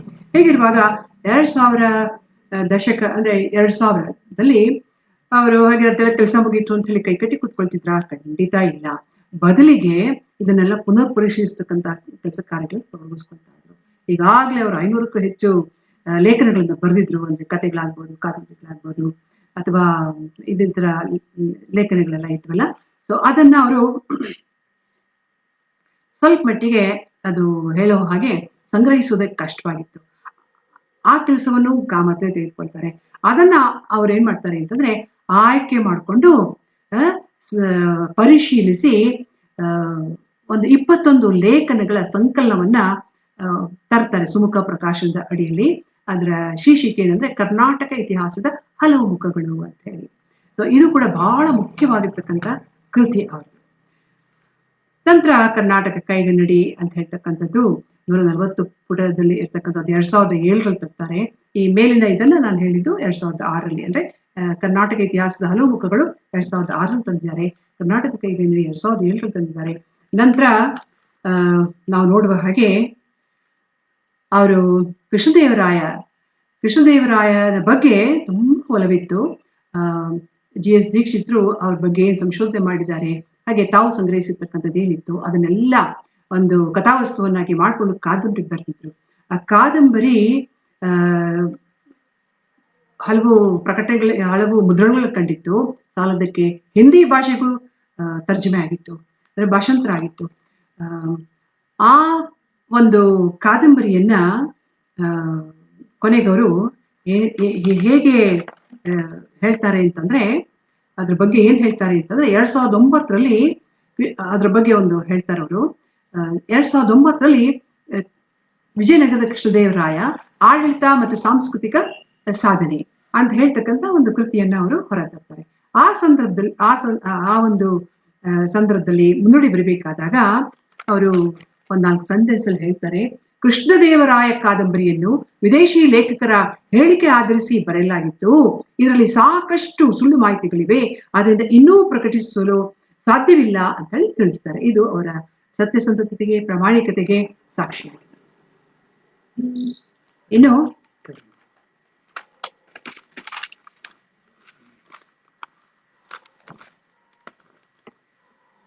ಹಾಗೆಯೇ ಇನ್ನು ಹಲವು ಅವರು ತಿದ್ದಿಕೊಂಡು ಹೇಳಿರ್ತಕ್ಕಂಥದ್ದೆಲ್ಲ ವಿಚಾರಗಳು ಬಂದಿದೆ. ಅದನ್ನ ಅವರು ಹೇಳಿಕೊಂಡಿದ್ದಾರೆ ಆ ಕೃತಿಯಲ್ಲಿ. ಅಷ್ಟೇ ಯಾಕೆ, ಅವರು ಇಷ್ಟೆಲ್ಲ ಕೆಲಸ ಮಾಡ್ತಾ ಬಂದಂಥವರಿಗೆ ಯಾವುದೇ ಪ್ರಶಸ್ತಿಗಳು ಸಂದಾಯವಾಗಿರ್ಲಿಲ್ವಾ ಅಂತ ಹೇಳಿದಾಗ, ಕರ್ನಾಟಕ ಸಾಹಿತ್ಯ ಅಕಾಡೆಮಿ ಮಾನವಿಕ ವಿಭಾಗದ ರಾಜ್ಯ ಪ್ರಶಸ್ತಿಯನ್ನ ಅವರ ಕರ್ನಾಟಕದ ಸಂಕ್ಷಿಪ್ತ ಇತಿಹಾಸ ಅಂತ ಹೇಳ್ತಕ್ಕಂಥ ಕೃತಿಗೆ ಕೊಟ್ಟಿದೆ. ಅದೇ ರೀತಿಯಲ್ಲಿ 1980ರಲ್ಲಿ ಇತಿಹಾಸ ತಜ್ಞ ಪೀಠರ ಬಗ್ಗೆ ಅವರು ಕಿರುಹೊತ್ತಿಗೆಯೊಂದನ್ನ ಅಂದ್ರೆ ಮೊನೋಗ್ರಾಫ್ ಅನ್ನ ಬರೆದಿದ್ರು. ಅದಕ್ಕೆ ಬೆಂಗಳೂರು ವಿಶ್ವವಿದ್ಯಾಲಯ ಇತಿಹಾಸ ಸಂಶೋಧನಾ ಪ್ರಶಸ್ತಿ ನೀಡಿದೆ. ನಂತರ ಕರ್ನಾಟಕ ತುಳು ಸಾಹಿತ್ಯ ಅಕಾಡೆಮಿಯ ಅಗ್ರಗಣ್ಯ ಪ್ರಶಸ್ತಿಯನ್ನ ತುಳುವರ ಬಗೆಗೆ ಸಂಶೋಧನೆಗಾಗಿ ಕೊಟ್ಟಿದೆ. ನಂತರ ಕರ್ನಾಟಕ ರಾಜ್ಯದ ರಾಜ್ಯೋತ್ಸವ ಪ್ರಶಸ್ತಿ ಅವರಿಗೆ 1999ರಲ್ಲಿ ದೊರೆತಿದೆ. ಆದಿಚುಂಚನಗಿರಿ ಮಠದ ಚುಂಚಶ್ರೀ ಪ್ರಶಸ್ತಿಯನ್ನ ಇವರ ಸಾಮಾಜಿಕ ಇತಿಹಾಸ ಸಂಶೋಧನೆಗೆ ಅಂತಂದ್ರೆ ಅವರು ಬರೆದಿರ್ತಕ್ಕಂಥ ಒಕ್ಕಲಿಗರು ಮತ್ತು ಒಕ್ಕಲತನ ಅಂತ ಹೇಳ್ತಕ್ಕಂಥ ಒಂದು ಕೃತಿಗೆ ಕೊಡಮಾಡಿದ್ದಾರೆ. ಅದು ನಗದು ಸ್ವರೂಪದಲ್ಲಿದೆ, ಅದು 20,000 ರೂಪಾಯಿ. ಹಾಗೆಯೇ ಚಿದಾನಂದ ಪ್ರಶಸ್ತಿ ಅಂತ ಹೇಳ್ತಕ್ಕಂಥ ಪ್ರಸಿದ್ಧ ಸಂಶೋಧನೆಗೆ ಕೊಡಮಾಡ್ತಕ್ಕಂಥದ್ದು, ಅದನ್ನು ಕೊಡಲಾಗಿದೆ. ಕೋಲ್ಕತ್ತಾದ ಇನ್ಸ್ಟಿಟ್ಯೂಟ್ ಆಫ್ ಹಿಸ್ಟಾರಿಕಲ್ ಸ್ಟಡೀಸ್ ನ 40 ಮತ್ತು 41ನೇ ವಾರ್ಷಿಕ ಸಮ್ಮೇಳನದ ಅಧ್ಯಕ್ಷರಾಗಿ ಅವರು ಆ ಹುದ್ದೆಯನ್ನು ಅಲಂಕರಿಸಿದ್ರು. ನಂತರ 2006ರಲ್ಲಿ ಅಕಾಡೆಮಿಯ ಸಮ್ಮೇಳನದ ಅಧ್ಯಕ್ಷತೆಯ ಒಂದು ಗೌರವ ಸ್ಥಾನವನ್ನು ಅಲಂಕರಿಸಿದ್ರು. 2006ರಲ್ಲಿ ಅದೇ ಸಂದರ್ಭದಲ್ಲಿ ಉಡುಪಿ ಶ್ರೀ ಕೃಷ್ಣ ಮಠದಿಂದ ಕೃಷ್ಣ ಜಯಂತಿ ಪುರಸ್ಕಾರ ಪ್ರಾಪ್ತಿಯಾಗಿದೆ ಅವರಿಗೆ. 2007ರಲ್ಲಿ ಶಿವಮೊಗ್ಗ ಕರ್ನಾಟಕ ಸಂಘ ಶಂಭಾ ಜೋಶಿ ಪ್ರಶಸ್ತಿ ನೀಡಿ ಗೌರವಿಸಿದೆ.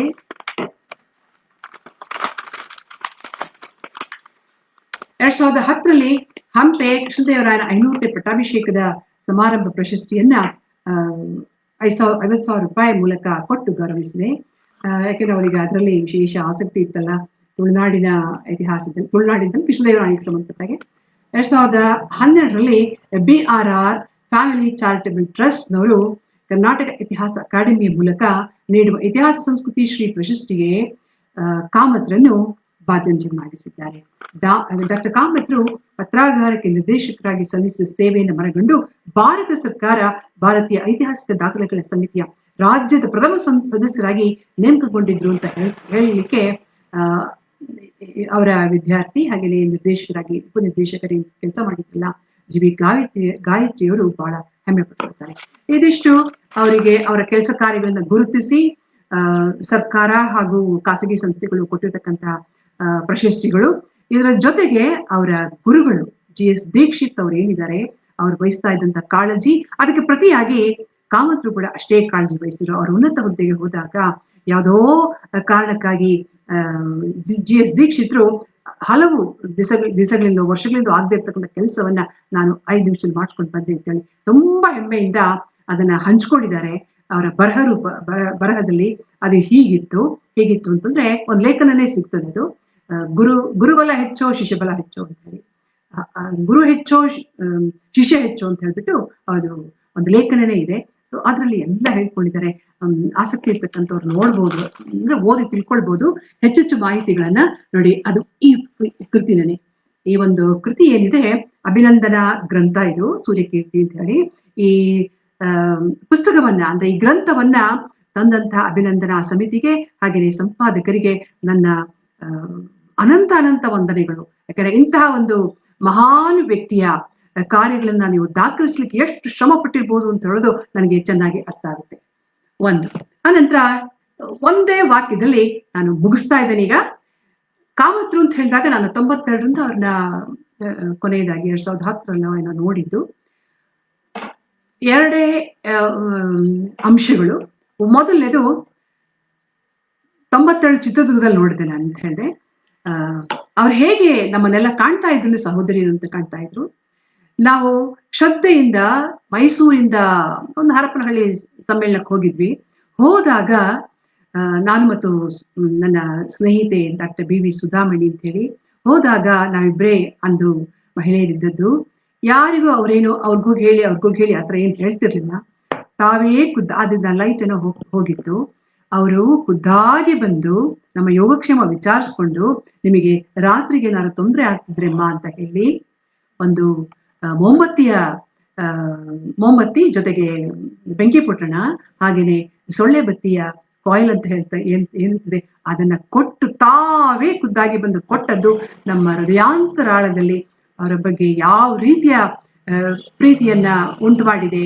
ಒಬ್ಬ ಅಣ್ಣನ ಸ್ಥಾನದಲ್ಲಿ ನಿಂತು ಅವ್ರು ನಮಗೆ ಹೇಗೆ ಸಹಾಯ ಮಾಡಿದ್ರು, ನಮ್ಮ ಯೋಗಕ್ಷೇಮವನ್ನು ಹೇಗೆ ನೋಡ್ಕೊಂಡಿದ್ರು, ಹೀಗೆ ಹೋಗ್ತಕ್ಕಂಥವ್ರನ್ನ, ಅಂದ್ರೆ ಹೀಗೆ ಸಮ್ಮೇಳನಕ್ಕೆ ಹೋಗ್ತಕ್ಕಂಥವ್ರನ್ನ ಅಂತ ಹೇಳೋದು ಒಂದು. ಎರಡನೇದು, ನನ್ನ ಕ್ಷೇತ್ರಾಂತರಂಗ ಅಂತ ಹೇಳ್ತಕ್ಕಂಥ ಒಂದು ಗ್ರಂಥಕ್ಕೆ ಅವರೇ ಮುನ್ನುಡಿ ಬರೆದಿದ್ರು. ಆಗ ಗೋಪಾಲ್ ರಾಯರಿದ್ರು, ಆಗಿನ ಕಾರ್ಯದರ್ಶಿ ಆದಂಥವ್ರು ಹೇಳಿದ್ರು, ಉಷಾರಾಣಿ ನೀವೇ ಹೋಗಿ ಅವರಿಗೆ ಪುಸ್ತಕ ಕೊಟ್ಟು ಬರಬೇಕು ಅಂತ ಹೇಳಿದ್ರು. ಹಾಗೆ ನಾನೇನ್ ಮಾಡಿದೆ, ಆ ಪುಸ್ತಕವನ್ನು ಅವ್ರನ್ನೇ ಕರೆಸಿ ಬಿಡುಗಡೆ ಮಾಡಿಸಿದ್ದೆ, ಗೋಪಾಲ್ ರಾಯರು ಮತ್ತು ಡಾಕ್ಟರ್ ಸುಂದರ ಅವರನ್ನ. ನಂತರ ರಜೆ ಸಿಕ್ಕಿದಾಗ, ಅಂದ್ರೆ ಕಾಲೇಜಿಗೆ ರಜೆ ಸಿಕ್ಕಿದಾಗ ನಾನು ಹೋದೆ, ಅವ್ರ ಮನೆಗೆ ಹುಡ್ಕೊಂಡು ಹೋಗಿ ಕಾಮತ್ರು ಹೇಗಿರ್ಬೋದು, ಅಯ್ಯೋ ಮನೆಗಳಲ್ಲಿ ಹೇಗಿರ್ತಾರೋ ಏನೋ, ಹೇಗೆ ಹೋಗೋದು ಅಂತೆಲ್ಲ ಅನ್ಕೊಂಡು ಹೋದೆ. ಎಷ್ಟು ಸರಳತೆ, ಎಷ್ಟು ಸೌಜನ್ಯ, ಎಷ್ಟು ವಿನಮ್ರತೆ, ಎಷ್ಟು ಒಂದು ಹಾಸ್ಪಿಟಾಲಿಟಿ ಅಂತ ನಾವೇನ್ ಹೇಳ್ತೀವಿ, ಇದನ್ನ ಅವ್ರು ನನಗೆ ತೋರಿಸಿದ್ರು ಅಂತಂದ್ರೆ ನಾನು ನಿಜಕ್ಕೂ ಅಭಾರಿ. ಇಂಥವರ ಒಂದು ಸಂಪರ್ಕ ನನಗೆ ಸಿಕ್ಕಿತ್ತಲ್ಲ ನನ್ನ ಜೀವಮಾನದಲ್ಲಿ, ನನ್ನ ಸೇವಾ ಅವಧಿಯಲ್ಲಿ. ಅವರು ಇವತ್ತೂ ನನ್ನ ಜೊತೆಲಿದ್ದಾರೆ, ನನ್ಗೇನೆ ಅವರು ಬೆಂಬಲ ಕೊಟ್ಟು ಮಾತನಾಡ್ಲಿಕ್ಕೆ ಹೇಳ್ತಾ ಇದ್ದಾರೆ ಅಂತ ನಾನು ಹೇಳ್ತಾ ಇದ್ದೇನೆ. ಒಂದು. ಎರಡನೇದೇನಪ್ಪಾ ಅಂತಂದ್ರೆ, ಅವರು ಊಟ ಕೂಡ ರೆಡಿ ಮಾಡಿಸಿ ನನಗೆ ಹಾಕ್ಸಿದ್ರು ಅವರ ಹೆಂಡತಿ ಮೂಲಕ. ಸರಿ, ಹಪ್ಪಳದ ಊಟ ಹಾಕ್ಸಿದ್ರು. ನಂತರ ಊಟ ಆದ್ಮೇಲೆ ಹೊರಡ್ಬೇಕಿತ್ತು. ಆಗ ಬನ್ನಿ ಅಂತ ಹೇಳಿದ್ರು. ಬನ್ನಿ ಅಂತ ಹೇಳಿ ಒಳಗ್ ಕರೆದು ಅವ್ರ ಹತ್ರ ಪುಸ್ತಕ ಸಂಗ್ರಹ ಇರ್ತದಲ್ಲ ಅದನ್ನ ನೋಡ್ಲಿಕ್ಕೆ ಹೇಳಿ, ನೋಡಿ ಇದೆಲ್ಲ ನನ್ನ ಪುಸ್ತಕ ಅಂತ ಹೇಳಿ ನೋಡ್ದೆ. ಆನಂತರ ಅಟ್ಟ ತೋರಿಸಿ ಹೇಳಿದ್ರು, ನೋಡಿ ಇದೆಲ್ಲ ನನ್ನ ಪ್ರಶಸ್ತಿಗಳು. ಸುಮ್ಮನೆ ಮೌನವಾಗಿ ಸಂವಾದ ಮಾಡಿದ್ರು. ನನ್ಗೆ ಒಂದು ಕ್ಷಣ ಹೇಗಾಯ್ತು ಅಂತಂದ್ರೆ, ನಿಜಕ್ಕೂ ಈಗಲೂ ನನಗೆ ಫೀಲ್ ಆಗುತ್ತೆ. ಯಾಕೆ ಫೀಲ್ ಆಗುತ್ತೆ ಅಂದ್ರೆ, ಆಗ ಅವರಿಗೆ 70ರ ಮೇಲೆ ವಯಸ್ಸಾಗ್ಬಿಟ್ಟಿತ್ತು ಒಂದು. ಇನ್ನೊಂದು, ಅವ್ರ ಹೆಂಡತಿ ಕೂಡ ಒಂದು ಏನೋ 70 ಹತ್ತಿರದಿಂದ ಏನೋ ಗೊತ್ತಿಲ್ಲ ನನಗೆ, ಒಟ್ಟಿನ ಅದನ್ನ ವಿಚಾರಿಸ್ಕೊಳ್ಳಿಲ್ಲ. ಇಬ್ರು ವೃದ್ಧರು. ಅಲ್ಲಿ ಧೂಳು ಬಹಳಷ್ಟಿತ್ತು.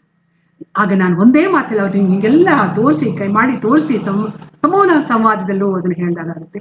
ತೋರಿಸಿದಾಗ ಒಂದ್ ಸರಳ ನನ್ಗೆ ಹೃದಯ ತುಂಬಿ ಬಂತು. ನಾನು ಒಂದ್ ಮಾತು ಹೇಳಿದೆ ಅವ್ರಿಗೆ, ಸರ್ ರಜಾ ಸಿಕ್ಕಿದ ಕೂಡಲೇ ನಾನು ಬರ್ತೀನಿ, ಬಂದು ಇದನ್ನೆಲ್ಲ ನಿಮ್ಗೆ ಜೋಡಿಸ್ಕೊಡ್ತೀನಿ ಅಂತ ಹೇಳಿದೆ.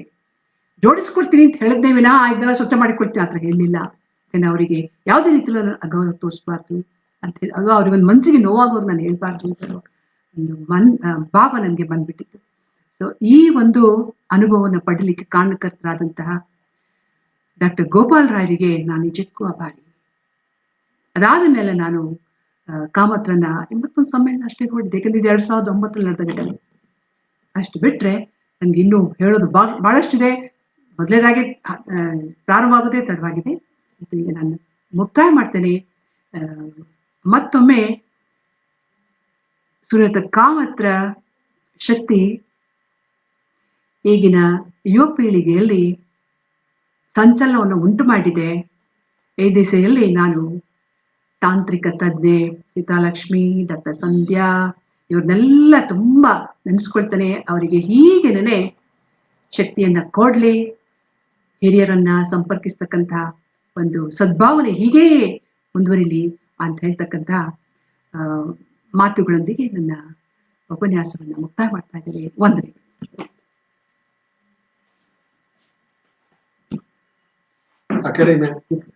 ಅಕಾಡೆಮಿಯ ಬಂಧುಗಳೇ, ಈ ದಿನ ತಾಂತ್ರಿಕ ಕಾರಣದಿಂದ ಸ್ವಲ್ಪ ತಡವಾಗಿದೆ. ಆದ್ದರಿಂದ ಇವತ್ತು ಪ್ರಶ್ನೋತ್ತರವನ್ನು ನಾವು ಇಟ್ಕೊಳ್ಳೋದಕ್ಕೆ ಸಾಧ್ಯವಾಗಿಲ್ಲ. ಇಂದು ಡಾಕ್ಟರ್ ಸೂರ್ಯನಾಥ್ ಕಾಮತ್ರ ಜೀವನ ಮತ್ತು ಅವರ ಸಾಧನೆಗಳ ಬಗ್ಗೆ ನಮಗೆ ತಿಳಿಸಿಕೊಟ್ಟ ಡಾಕ್ಟರ್ ಎಚ್ ಎಸ್ ಉಷಾರಾಣಿ ಅವರಿಗೆ ಕರ್ನಾಟಕ ಇತಿಹಾಸ ಅಕಾಡೆಮಿಯ ಪರವಾಗಿ